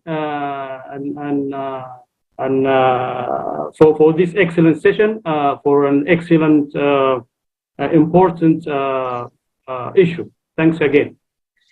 Thank you very much, Dr. Adil. So Emmanuel would also go ahead and ask his question before I invite Thomas to respond. Yeah, thank you very much. Yeah, thank you very much, Felicia. Mine is not more of a question, but more of a contribution in relation to the predatory journals. I mean, I think this year the Inter-Academy Partnership published a report on combating predatory academic journals, and it was out of a series of research concerning how these journals exist and how we can combat them. And I think one of the issues that came up was the fact that they exist and they are taking advantage of research because of one of the reasons, a lack of knowledge about how they are, the fact that they exist. And another one was the fact that there is this pressure to publish. You know, researchers need to publish to be able to survive in the academic system. So sometimes when these well-renowned journals have processes that can delay their publication, so some of them resort to predatory journals. And I think those are the reasons why they are existing, and then they are taking advantage of open science. But I think Monday we established that open science doesn't mean that there are no measures in place. So the fact that there's open science doesn't mean when you send a paper, I think today Prof. Iwole also talked about that, doesn't mean your paper doesn't have to go through the rigorous process. And I think because these predatory journals don't normally have these rigorous processes that papers go through before they are published, some of the researchers might resort to them when they feel like they need to publish papers within a short period of time. So I think that is how they're taking advantage of it. But I think having a knowledge of the fact that open science doesn't take away these processes, I think from now on, we can be better positioned to avoid them. And then I think someone has shared the link, so that would be great. You can check the resources. The report is freely downloadable in various languages, so you can check it and go through. They have some recommendations on how to know about these things. Thank you. Thank you very much, Dr. Emmanuel Boachi, for your contribution. And you've actually stayed throughout the week. You've joined most of the session, if not all. And we want to appreciate you for all of that and then for your contribution. Regarding one of the questions from Dr. Adil, I think he was making a call to the AAU to engage some of the publishers, ultimately aimed at trying to reduce the cost of APC and others. And I'm glad to inform you that the AAU is actually doing that. We are in touch with quite a number of the publishers, and we are currently undergoing various negotiations at various stages. And there are some that we have actually signed MOUs with. So we can be sharing further information with you, because we are quite aware of how expensive some of the APCs are. So the AAU is really working towards that. We also have our data, our platform, the database of African thesis and dissertation, where we encourage the universities to be able to upload the various dissertations that are coming out from their students that are being published, so that the data will then harvest it, and it's a repository where we have all of these thesis and dissertation put together in one place, and we try to make it feasible. It can be accessed by people, across the continent. We can be sharing, and beyond actually, we'll be sharing the link to that as well as we engage in further communication with you. There's a link that was shared by Dr. Rohina Anand, and she says this checklist contains a list of questions that are helpful to assess whether a journal may be predatory. This is a link to the report just referenced. So I think we can all access it so that we are best guided on what journals are predatory, which ones we should avoid, and which ones we can actually go in for. There are quite a number of hands up, but regarding the initial questions that were asked, before we take the next round of questions, maybe Thomas can come in. I addressed only the portion where AU was called upon to intervene. So maybe Thomas can respond to the rest. Yes, thank you. I'll just make a very brief response to the question of very high APCs. Obviously, there are waivers from most of the publishers, but from our research perspective, at least, we don't see them as a solution, because sometimes they are unclear policies around them. Sometimes they're very unfair in having a waiver for some country and no waiver for a country that's not really different. And it's also disadvantaging authors because they need to come and ask for charity, so to speak. So in a more systematic and long-term perspective, we don't see them as a solution. And I would argue that we need more of publishing of preprints. We can also look at Latin America, where with Cielo there is a very different way of publishing research to some extent. So I think there is inspiration to be drawn from there as well on how to come up with publishing systems that are not as expensive. Thank you very much. Kexty also says African Journals Online is another interesting platform, and she has posted the link to that as well, so we can all access it. I'll take the next round of questions from Rohina, questions or contributions from Rohina, Anand, and then Isaac. So Rohina will go first, to be followed by Isaac. Hi, Felicia. I just wanted to follow up on a couple of the links I posted in the chat to explain more around them. Obviously, Emmanuel highlighted that really valuable report from the Inter-Academy Partnership about combating predatory academic journals and conferences. And I think what that report highlights really well is that it's really hard to have a definitive list of journals that can be defined as predatory, because there are a range of behaviours and activities that could be viewed as predatory, from spamming reviewers with many invitations to review articles which are outside their areas of expertise, for example, to fraudulent behaviours such as saying that there are certain editorial board members who are part of a journal when they're not. So there is this really broad range of behaviours, but what I think this report does is highlight that range. The other resource I posted was Think, Check, Submit, and that came out of a cross-publishing industry initiative to try and generate a checklist of questions that are useful for authors when considering whether it's a credible venue that they're submitting their research to, from how well known the publisher is. And so, for example, some of the points that were raised earlier, how well known it is around within their peer group, whether the publisher states explicitly guidelines for authors on there, whether they're clear about if there is any fee for publication, when it is due and how it will be taken. There's this whole list of questions which I think are really valuable in helping authors to assess whether this journal is publishing in credible and then we should be able to access the presentation from here. Thank you very much, Rohina, for your contribution. I think there's one more hand up, Isaac Opon. So we'll take your question or contribution, and then we'll move on to the next presentation, which will be by Dr. Colleen Campbell. So over to you, Isaac.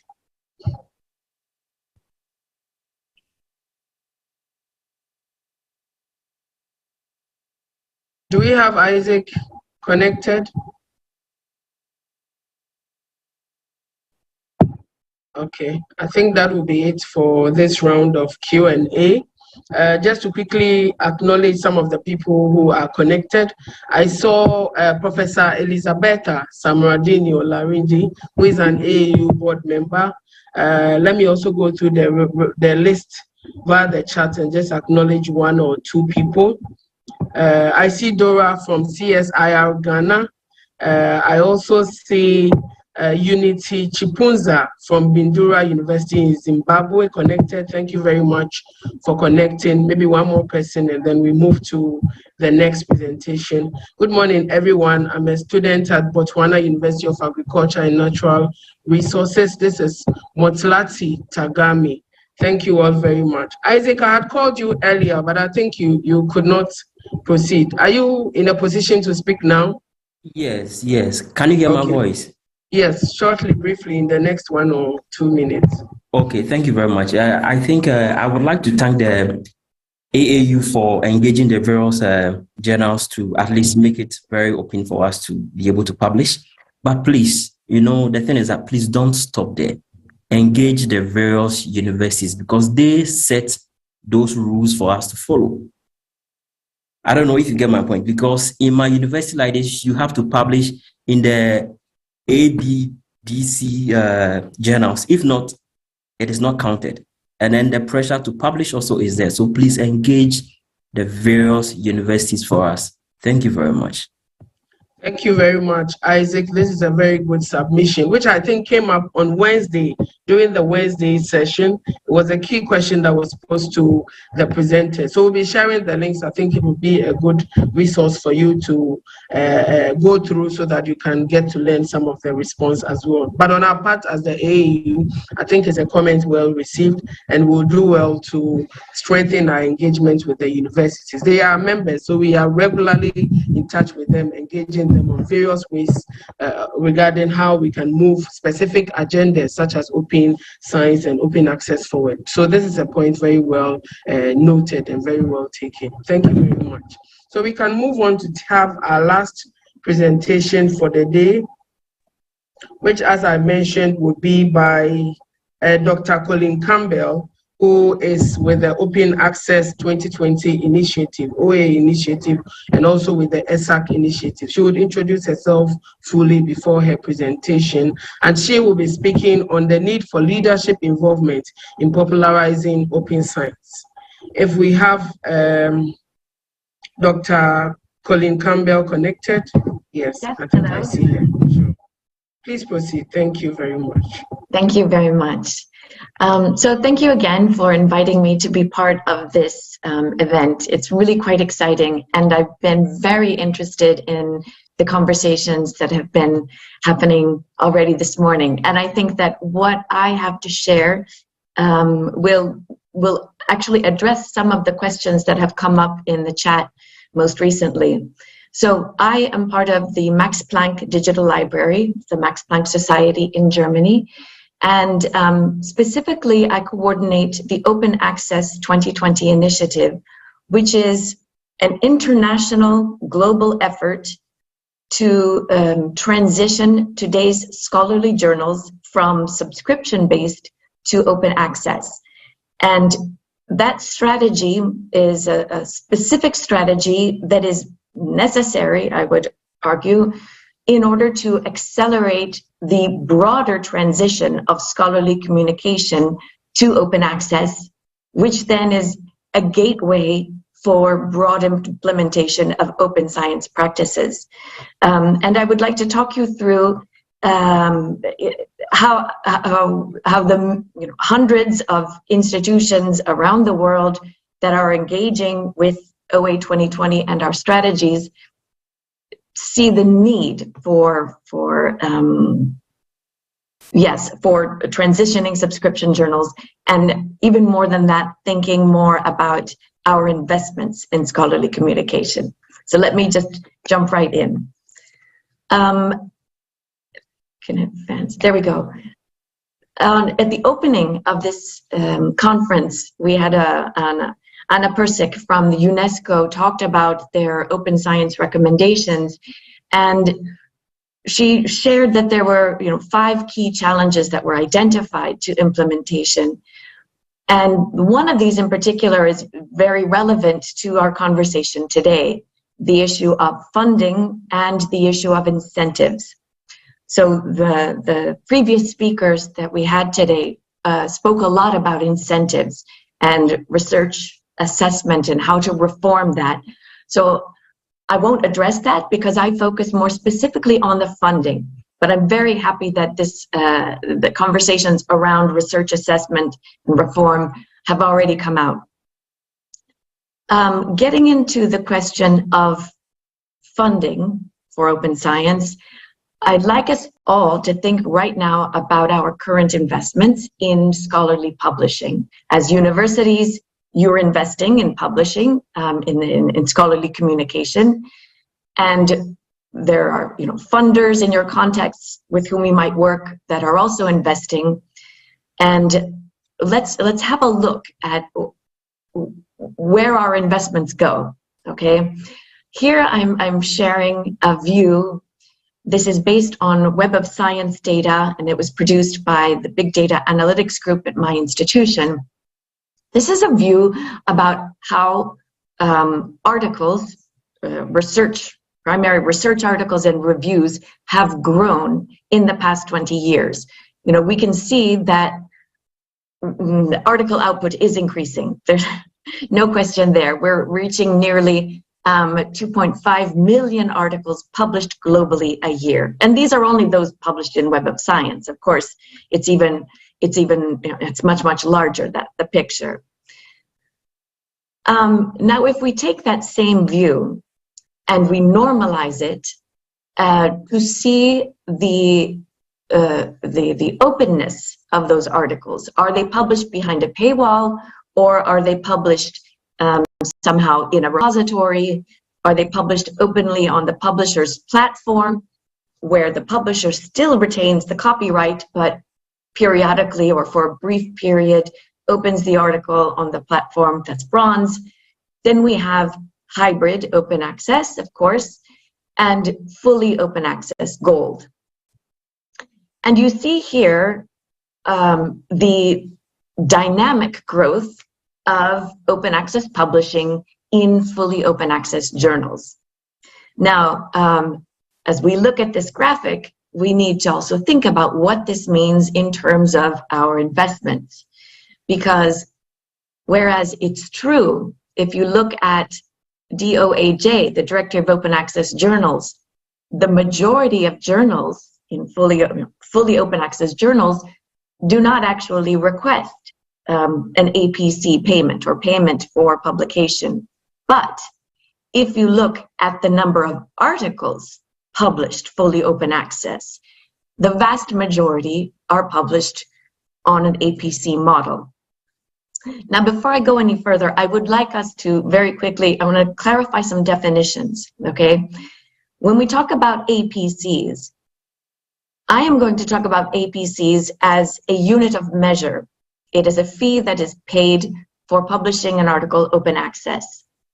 That does not necessarily mean the fee has to be author-facing, okay? For now, it's a unit of measure. Also, when I talk about hybrid, I see right now we have two forms of hybrid publishing. We have hybrid publishing that is completely out of oversight of institutions, where you have author-facing APCs. And then you have a new kind that I will talk about later, and that is actually controlled hybrid. I don't know if I would even use the term hybrid. It's open access publishing in a hybrid subscription journal, but the fees are negotiated by institutions under transformative agreements. And those two things are very different. Okay, now I will continue. Right, I think, I don't recall if it was Ludo or Thomas who mentioned how long we've been talking about open access since the initial Bethesda, Budapest, and Berlin declarations back in 2002. Here we are. My own initiative started in 2016 when we started really to see the need for addressing subscription journals as part of our broader open access strategies. That was in 2016. And here we are today. Now, if the previous graphic showed you articles published openly, and so the market of publishing, what I'm showing you in this graphic, in particular on the right, is the proportion of the market in terms of dollars, right? Like how much revenue is produced with the scholarly publishing market. We know from a report published by my own institution in 2015 that globally institutions spend around $10 billion each year on subscriptions, on paywalls. We also now know, thanks to this report that I've referenced, that the open access publishing market is rapidly increasing and has reached already $1.6 billion a year. So these are revenues for publishers, and which taken on the other side means these are what we pay for scholarly publishing year after year. Now, looking at, we know we have subscriptions, we know that authors pay hybrid APCs on top of subscriptions, and that open access publishing in fully open access journals is growing. So what are the implications for institutions in these financial streams? Well, in subscriptions, we all know that the pricing is hidden behind non-disclosure clauses in our agreements, which means that publishers are able to keep the conditions secret. In this way, institutions or national consortia cannot compare prices. And if you cannot compare a price, if it's not transparent, you have no way to exert market pressure. And this has allowed the publishers to increase fees year on year, based on a high annual price increases. So this, I think we can all agree, is not where we want to be. Then we have the open access publishing market running in parallel to subscriptions. We have the duplicate revenue stream of hybrid APCs paid by authors, which is what we call the double dipping. And we have a growing, incredibly growing amount of open access APCs paid by authors that are completely hidden from oversight. Because an author, of course, they want to publish their articles open access. It has greater visibility, greater impact potentially. Perhaps their funder mandates open access publishing. But without any intervention, the author, an individual author, has to request a discount, has to request a waiver, and that is completely not acceptable. This is the situation we all know well and that we've discussed already in the previous interventions. Now, just to give you a little snapshot of data, again, this is based on Web of Science, so it is not complete, but here's just a random sampling of some analysis illustrating where authors publish their articles. And if we look, I've just taken a sampling of countries across Africa. Of those articles indexed in Web of Science, you can see, the majority of articles are published in the journals by the large commercial publishers, Elsevier, Springer Nature, Wiley, Taylor and Francis. This is, we're not talking about open access yet, we're just talking publishing generally. What does this mean for us? First of all, I want you to understand that the snapshot that you see here for any given country is very similar in any country of the world. Even in countries, for example, in South America and Central America, where you have strong, homegrown, fully open access platforms, right? Even in those contexts, the large commercial publishers do collect an enormous amount of the article submissions and publications of our researchers. And of course, this is related very closely to the incentives that they have. Authors are really pressured to publish in high impact journals. And we know we need to work on that. We have to have a strategy around that. But equally, we need a strategy for our investments. Here again, just 2 sample countries, looking a little bit more closely into that Web of Science data.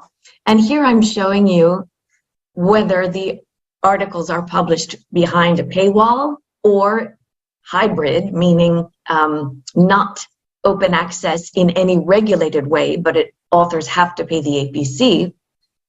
Then in the gold, that's the gray part, the gold is publishing that is happening in fully open access journals.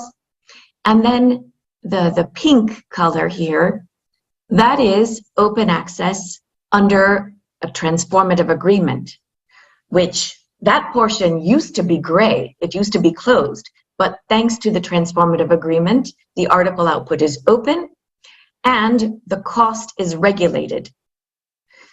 So, I mean, as you look at this, I want you to think about, your own authors and their publications. If they are publishing in a Springer Nature journal, those APCs can be extremely expensive. What does that mean? Is that and in the meantime, you are probably paying for a subscription to Springer Nature. I think we need to think about a unified strategy for scholarly publishing, one that encompasses open access and the reading access that needs to happen, but that pushes us more to invest in open access. So with the picture that I presented, I hope that you see a role for institutions together with their libraries, with their national consortia, and if necessary with their ministries of education, research, and innovation, whoever it is that negotiates subscriptions with publishers. We need that strategy to be to encompass open access publishing. Now, someone asked earlier about transformative agreements, and I'm very happy because I want to explain a little bit more about transformative agreements to you, because this is a key strategy to achieve many goals. First of all, we spoke before that we invest in subscriptions. $10 billion a year.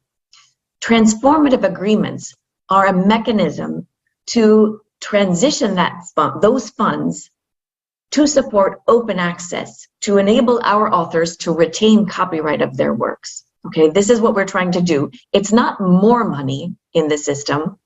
It is taking hybrid APCs in the wild, author-facing APCs, and reining them in, because we don't need that money. We don't need to pay extra money. What we pay today in subscriptions is more than enough to cover the cost of open access publishing in those same subscription journals. That is the premise of the publication I mentioned. It's referenced below, and that has never been challenged by the publishers. A cost-neutral transition is possible. But in addition to being a mechanism to shift our investments from supporting paywalls to supporting open access publishing for our authors, transformative agreements have an additional function.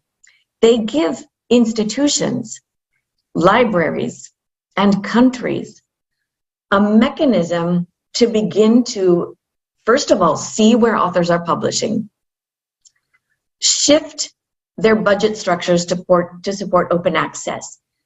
But beyond that, because they have to look at where authors publish in order to negotiate, because they have to reorganize their internal workflows and processes around open access, it is also the means to address what it will take in terms of financial streams and budgets to enable all of our authors to publish their works openly, right? It's a practical mechanism.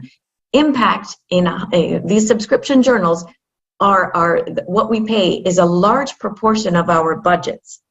So if we can transition those budgets to open access as a first step, it will enable us to have a broader picture of publishing and enable us to build those structures, processes, infrastructure, workflows that go beyond subscription journals and to support all of our authors in other disciplines, social sciences and humanities, repurposing some of potentially the savings that we have from negotiated open access with publishers in diamond journals, in other venues that our authors find most appropriate.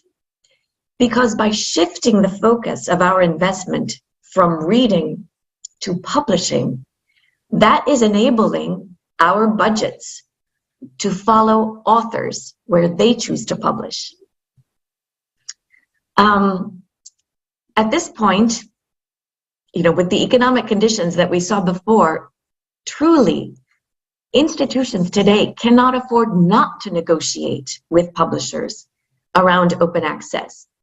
As we saw before, where hybrid spending comes on top, author-facing hybrid APCs come on top of subscriptions, there is no justification for that additional fees. So by negotiating a transformative agreement, the institution or the consortium or the ministry can remove that extra spending, cost avoidance.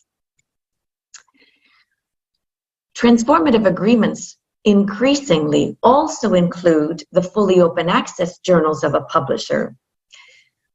And we have been successful in negotiating discounts on the on APCs of fully OA journals. This means further cost savings for our institutions or the grant funders, okay? It's by having one agreement with a publisher, for example, Springer Nature, covering open access publishing in a subscription hybrid journal, discounts on the fees or APCs in fully OA journals. This gives us a comprehensive relationship with the publisher and control over the conditions. And while I would concur, we need to continue to develop our practices and our support for other means of scholarly dissemination, for example, preprints, that is part of research. There was a necessity of research to promote practice of posting preprints, open peer review, etc.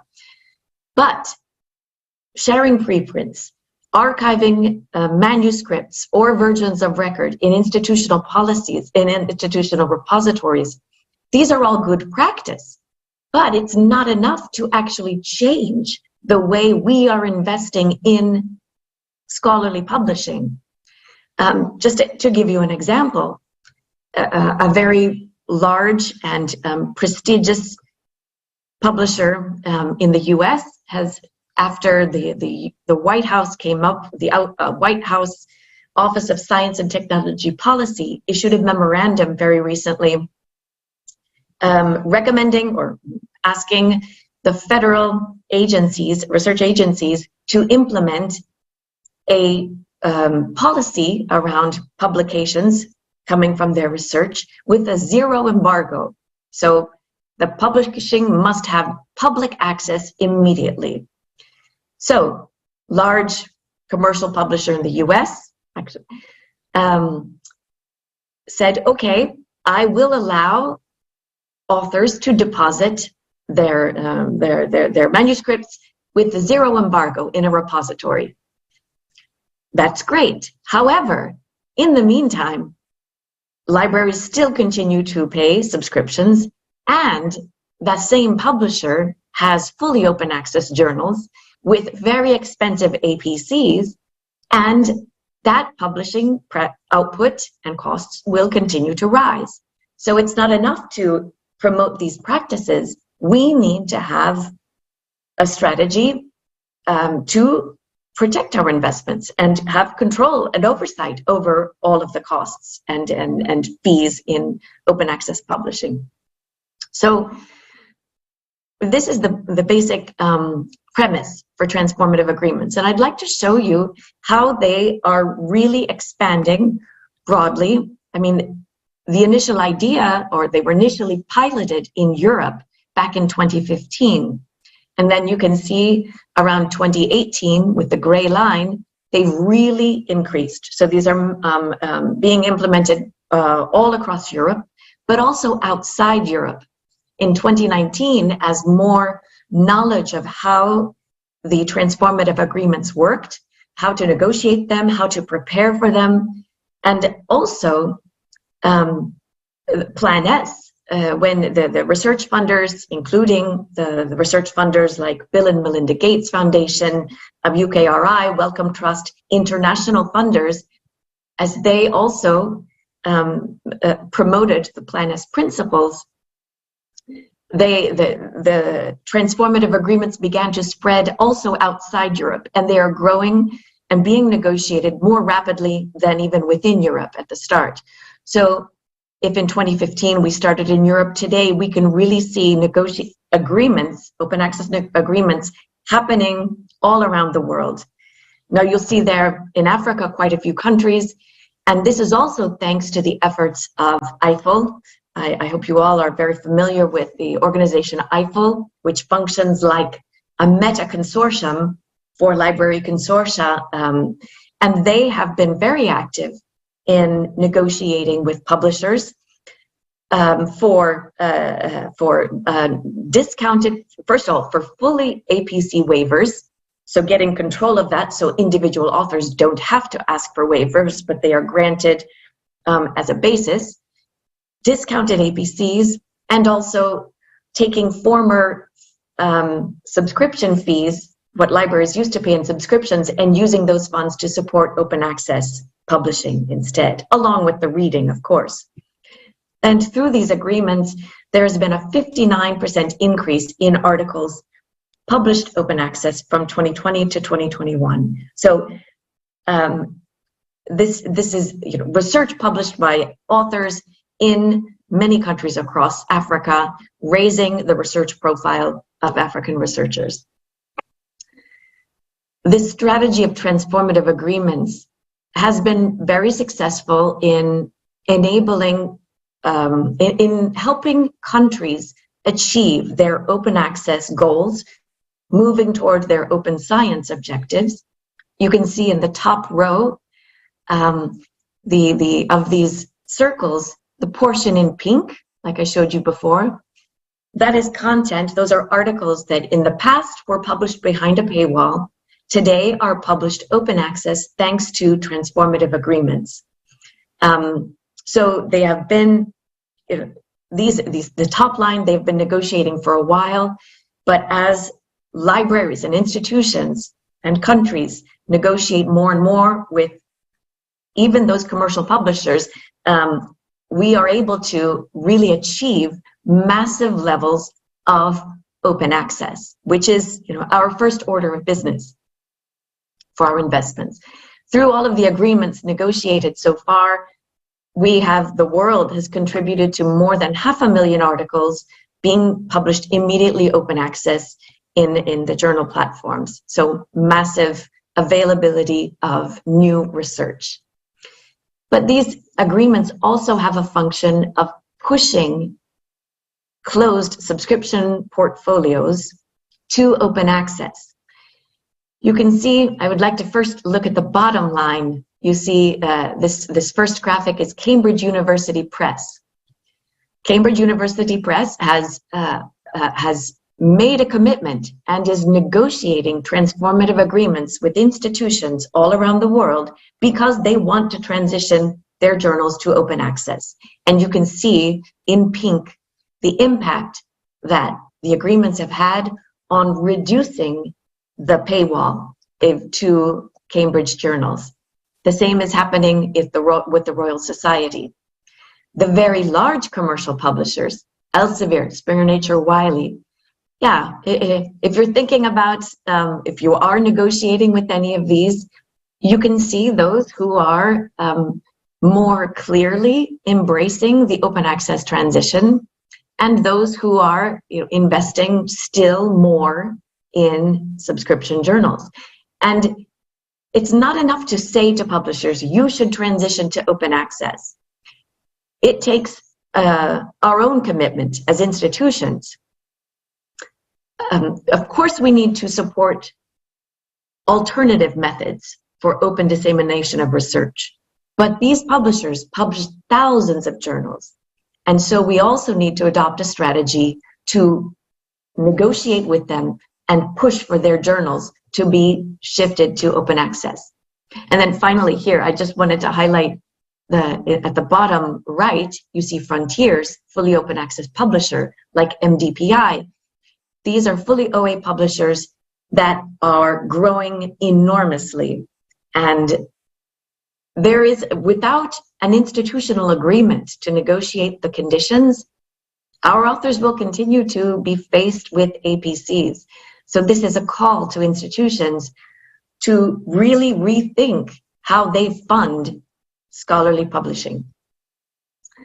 So just in conclusion, my thesis is that in order to enable an open paradigm in scholarly communication, but in research, we really need to have a strategy of openness for our investments, for any money that we pay to a scholarly publisher. And with that, my last remark is that, of course, it's not, I mentioned before that transformative agreements are to be cost neutral, meaning what we pay today in subscriptions is enough to cover open access publishing. Maybe it's too much, but that's not enough. As open access publishing grows, we need to ensure that the open publishing world is based on key principles. I mean, scholarly communication is part of the research process, and therefore the costs for open access publishing should be borne by funders and institutions, not by individual authors. So we need to find a way to do that sustainably as institutions.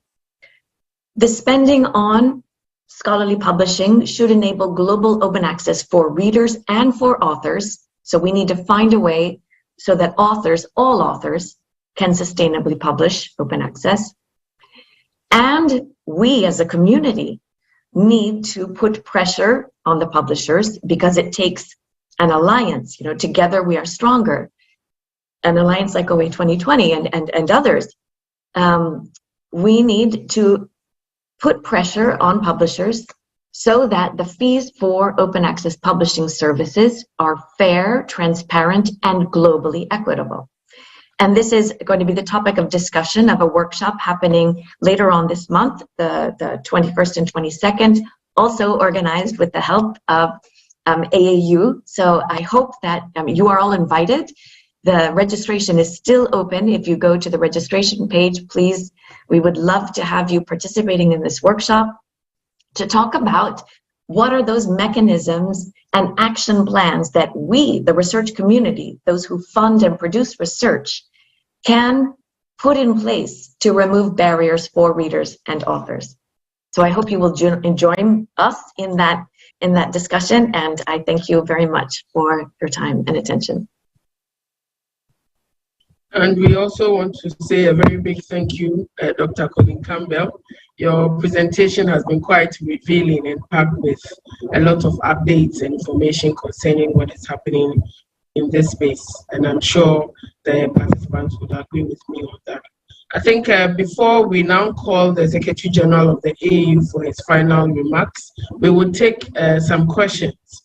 We'll take some questions from participants following Dr. Campbell's presentation. I'm trying to look through the chat to see if there are some questions that were posted, but people should please raise their hand, and then I'll give them the floor so they can.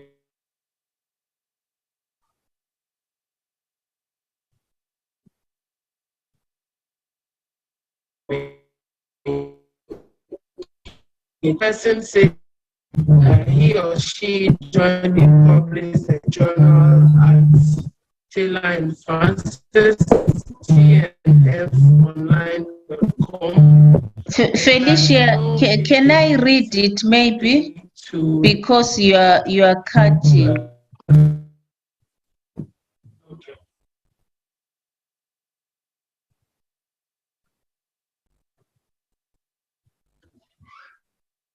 Okay. I think the question or the comment that Felicia was reading was that I see the question. I can read it perhaps. Yes, please. Yes, please. Sure. Thank you. So the question, I think, comes from an author stating that he or she published. I'm not sure if it's the journal or an article. The article is excuse me, I'm reading.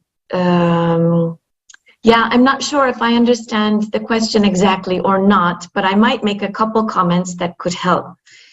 So the first comment is, in the case that we are talking about an author who published an article, open access, without paying an APC, I don't know, but perhaps the case is that the article was under a transformative agreement, was under negotiated.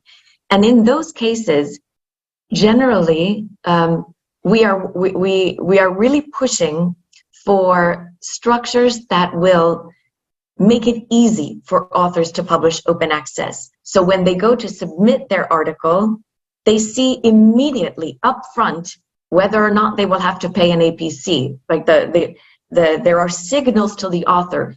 Don't worry, you don't have to pay an APC. You can just publish your work. Because often, also in hybrid journals, there are a lot of hoops that authors have to go through in order to finally reach that, yes, I want to retain rights, or I want to openly license the article. So we're trying to make it easy for authors to have that option to publish openly. So it could be that through geolocating, that is possible. I don't know if there's an agreement with Taylor and Francis in place with EIFL, so I don't know if that could be it. Let me just double check for you. Yes, actually,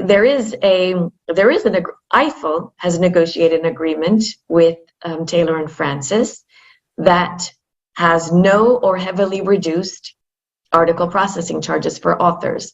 So it is possible that this relates to you. That is possible. I'm not certain. We would have to check. Okay, I don't know if I can be heard now, but I don't see any hand up. I'm checking. I don't think I see any hand up yet from participants. But I see a post from Dr. Colleen Campbell, and she has shared the link to the workshop that she spoke about, which she says is taking place later this month. So people are invited to click on the registration link and register. If there are no further questions, okay. I see a hand raised. There's no name. I see Galaxy.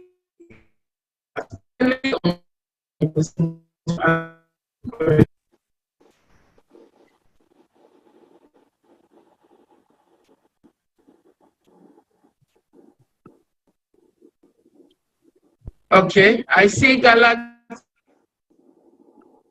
Can you unmute? As there are no questions, or I mean, I think the person who raised their hand is the same one that was posting about the article published without an APC. But if I may share just one more thought for you. 2 years ago, together with some colleagues at EIFL, we did a bit of investigating quantitative and qualitative analysis in a few countries in limited resource contexts, 2 countries in Africa, 2 countries in Europe, to see, first of all, how much is the country paying in subscriptions, how much open access publishing was happening by their authors, and whether or not the authors paid an APC, and whether or not the authors received a discount or a waiver for the APCs. And what we learned was very interesting.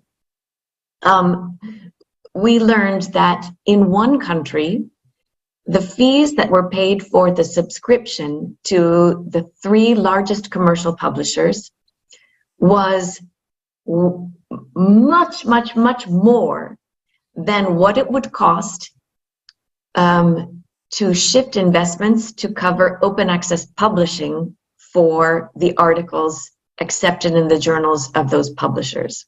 So the spending was much higher than what spending would be in an open access future. In another country, we found the opposite. We found a country that was paying 0 subscription fees because the publisher, because perhaps through programs, either the consortium did not have possibility to subscribe, or they were given free access by the publisher. But the publishing output of the country was very high. And so moving to a fully open access world, potentially publishing in commercial journals, in OA journals of commercial publishers, potentially their costs would increase. Now, what I want to highlight with these 2 different scenarios is the fact that we really need to understand where our authors are publishing, understand what money is flowing to commercial publishers of those journals, and then develop a strategy for what we think is fair and what we think is acceptable for our institutions and our authors. If we want them to publish in established journals, then we need to reorganize the financing, and we need to press for conditions that are globally equitable. Right, if we don't want them to publish in commercial journals, then we still need a strategy, because they are, right? We need to focus on research assessment and take the pressure off them to publish there. I'll stop there.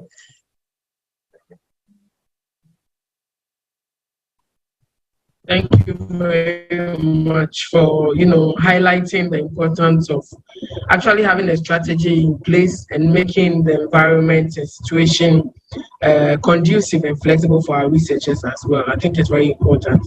And so therefore leadership really plays a key role in all of this. I think at this point we can bring our discussions to an end while I call the Secretary General of the Association of African Universities, Professor Olushola Oyewole, to give us his closing remarks, and then I'll come back to make a few announcements. Over to you, Prof. We are ready to listen to you. Okay. Thank you very much. The President of AAU, Professor Bakri Said Osman, and all AAU Governing Board members, past and present, Vice Chancellors, President Rectors, Pro-Vice Chancellors, and other institutional heads that are gathered here, all are key contributors and participants in these past few days. I want to appreciate you for all the contributions you've made to this year's Africa's Universities Day celebration that has been focused on open science, bringing equity to research publishing. As we bring this 2022 Africa Universities Day celebration to a close today, I will want to seize this opportunity to draw attention to a few areas and initiatives that the Association of African Universities is focusing on in ensuring that open science brings benefits to the higher education institutions and research centers in Africa. The first one on the AAU list is the AFRID Network. The African Research, Innovation and Development Network, AFRID, has been set up to bring together African institutions and researchers willing to work together towards generating a critical mass of both expertise and knowledge to effectively support developmental initiatives in the continent. To be able to work together, researchers must be willing to share data, methodologies, and findings, as well as involve others in their research processes, making sure that the entire enterprise is very transparent. This is the simplest expression. This, in the simplest expression, will be what it means to embrace the tenets of open science. AAU through AFRID Network, we vigorously promote open science and generate network-wide policies that will support open science to quickly and effectively create the critical knowledge base along with expertise to support the continental development initiatives. I urge all of us here to find their research needs and please join your colleagues in the various AFRID groups that you find on our website. Secondly, on this list is the African Continental Publishing Platform. One of the pillars of open science is open access. AAU, in collaboration with the UbuNet Alliance, a regional NREN, is providing a cloud-based platform to host institutional journals. This will support all higher education institutions and research centers that do not have the capacity to host their journals, and those that currently only operate hard copy form of journals to access a more convenient and effective alternative. The platform will provide a one-stop shop of research from Africa and about Africa. I will recommend that all institutional managers here present carefully consider the numerous benefits that this platform offers. Key among them being the extra visibility to their scholarly outputs, in addition to supporting the open science tenets that we are espousing in these past few days. The third initiative is the Data Hour. The Data Hour platform was set up to manage postgraduate level thesis and dissertation from African higher education institutions. This platform provides an excellent opportunity for us to showcase credible and indigenous research that is normally left hidden on our library shelves and lockers. Even though most of these are born digital, they end up in hard copy forms and are eventually lost due to their physical location. I urge institutions to take advantage of our Data Hour to get support to set up their institutional repositories so they can share their thesis and dissertation via the Data Hour digital windows. Ladies and gentlemen, apart from these 3 initiatives that are presented as sample initiatives by the AAU that will support the aspect of the open science adaptation process and help fast-track uptake of this noble recommendation from UNESCO, there is more that needs to be done by us all at our institutional and individual level. For instance, the adoption of institutional policies and a culture of open science. This is very important, that institutions should develop their policy for open science, and let us create a culture of open science practice in our various institutions. Ladies and gentlemen, one of the things that we have tried to address in these past few days, is the lack of awareness about the benefits and importance of open science in our research activities. I believe that with all these contributions in these past 5 days, many of us who do not know about open science, we've been educated about it. Please, let us accept the change that is required for us to connect to open science. There is also the perception that adoption will be time-consuming and will be an added responsibility with no remuneration. Ladies and gentlemen, there are no clear policies defining reward systems for those who promote and embrace open science. But one thing is clear, open science is a science that will help to promote development and make reproducibility of our research work to be possible. We are therefore calling on all institutional managers to take the bull by the horns and initiate policies to address these fears and challenges and create enabling environments that will support open science implementation in their various communities. Ladies and gentlemen, there's also the need to make some changes in terms of our relationship with our research funders, governmental bodies, and other partners and stakeholders. There is need for political commitment to promote open science by making provision for the necessary resources for this to be done. Furthermore, the issue of the lack of appropriate skills and expertise to support open science is something that we need to address in Africa and in many of our institutions. Ladies and gentlemen, adopting open science means someone must pay for the cost of reviewing and publishing. The AAU is very much aware of the implications of the author publishing costs on publishing to open science, open access platforms. And I know that our past 3 speakers in today's program had already addressed this. We are also in partnership with other stakeholders to find ways of lessening the author's publishing cost burden on the African researchers, especially those in the early career research group, in order to empower them to find a solid footing through open science. Ladies and gentlemen, these are some initial thoughts that I have concerning some critical steps that we need to take. Please, as AAU, we look forward to seeing great results and progress in a few months from now, including recording evidence of institutions doing more advocacies among their communities to adopt open science practices. As I conclude, let us live this week of celebration as advocates and embracers of open science. Let us choose the vehicle that open science provides to strengthen our research and knowledge publishing.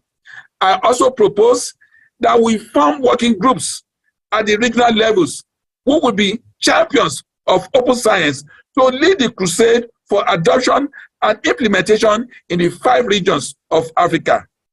From the Africa Network, I hope to see champions emerging from the thematic areas who will lead their colleagues to embed open science processes in the various groups. I believe that we can make it. I look forward to our institution in Africa adopting open science in their operations. Thank you for being part of this celebration throughout this week, and I hope we'll be seeing the impact of this as the weeks and months goes ahead. Thank you very much for being part of this celebration. Thank you. Thank you very much, Professor Olushola, and we appreciate you tying everything up very nicely. I mean, all that has transpired within the week up to this very point. We actually want to appreciate you for your message. And Prof. Olushola has called on all of us to go out there and be ambassadors and be champions of open science in our various institutions, following our participation in this week-long discussions. We thank you very much, Prof. And as he said, AU is looking forward to recording impacts from all of you regarding what the way forward has been since your participation in this event. We want to thank all of you so much for staying with us throughout this week celebration. And just to recap what has happened throughout the week, on Monday we did have a high-level presentation and engagement with our members, and it featured partners such as UNESCO, such as OA 2022, plus TCC Africa. We also had presentations from the Center for Open Science. This was done by Mr. Emmanuel Boachi, who is an ambassador. We also had presentation from Leiden University. I think all of these took place on Monday. Global Partnership Plus, as I mentioned, and then TCC Africa. So that was the program for Monday, also focusing on the key theme of open science, how we can bring equity to publishing and then to science. On Tuesday, it featured an AU members-only event where we introduced the new members who were admitted within the year, 21 of them, 20 coming from Africa, and then 1 coming from Germany. This session took the advantage to brief the institutions about the benefits that accrues to them for being members of the AU, as well as it was a session to formally welcome the new members, as I mentioned. So for those of us here who are connected, whose institutions are not yet members of the AU, I think we are encouraging all of you to take this call forward, to engage the management team of your institutions, to tell them about the AU and to encourage them to contact us so that they go through the process and join us to be able to benefit from the numerous opportunities that AU offers to its members. On Wednesday was another high-level event which featured a keynote address from SCORS on sustaining open science infrastructure. We also had a presentation from the University of Cape Town, Dr. Reggie Raju, who took us through viable alternative for open sharing of African scholarship. Then we also had Ms. Joy Owango, who is the Executive Director for TCC Africa. And we also had a presentation from the Taylor and Francis group. They made a presentation as well, same as a final presentation, which was a case study by Dr. Jaiv, a researcher and author at the Kwame Nkrumah University of Zambia. So this is what happened on Wednesday. And then on Thursday, we had about 3 events. Thursday featured a session by the AU East Africa Regional Office. And this was followed by a dissemination session by the Demography of African Faculty, Demographics of African Faculty study. There was a study that was disseminated regarding its findings, impact of how we can make sure we have enough lecturers, corresponding with the students population that we have. And then there was also a presentation by the eLearn Africa team. This is what happened on Thursday, which is yesterday. And today we have all been part of the final session, which has really been a high-level presentation. We've all engaged with the key presenters, and I think the content has been very rich. So on that note, we want to appreciate all of you for staying throughout the entire program, week-long program with us, for making the various contributions. Just a quick announcement before I close the session. I earlier posted the link to the AU's call for papers regarding our upcoming conference for rectors, vice chancellors, and presidents of African universities. This is COREVIP, and it's taking place in July 2023. There's a call for papers that is open. I shared the link earlier. We'd also share it as we, we get back to you with the links, with the recording, and with all the the presentations. We would include that link as well. The call for hosts is also open. It's closing by end of this month. So institutions that are interested in hosting the COREVIP are also encouraged to contact the AAU. COREVIP is an assembly of the chief executive officers of AAU, as well as our key partners from industry, from the development partner community, and we invite all stakeholders to register and to prepare to participate. It holds every 2 years. So we really would not want to miss the chance of joining the next session.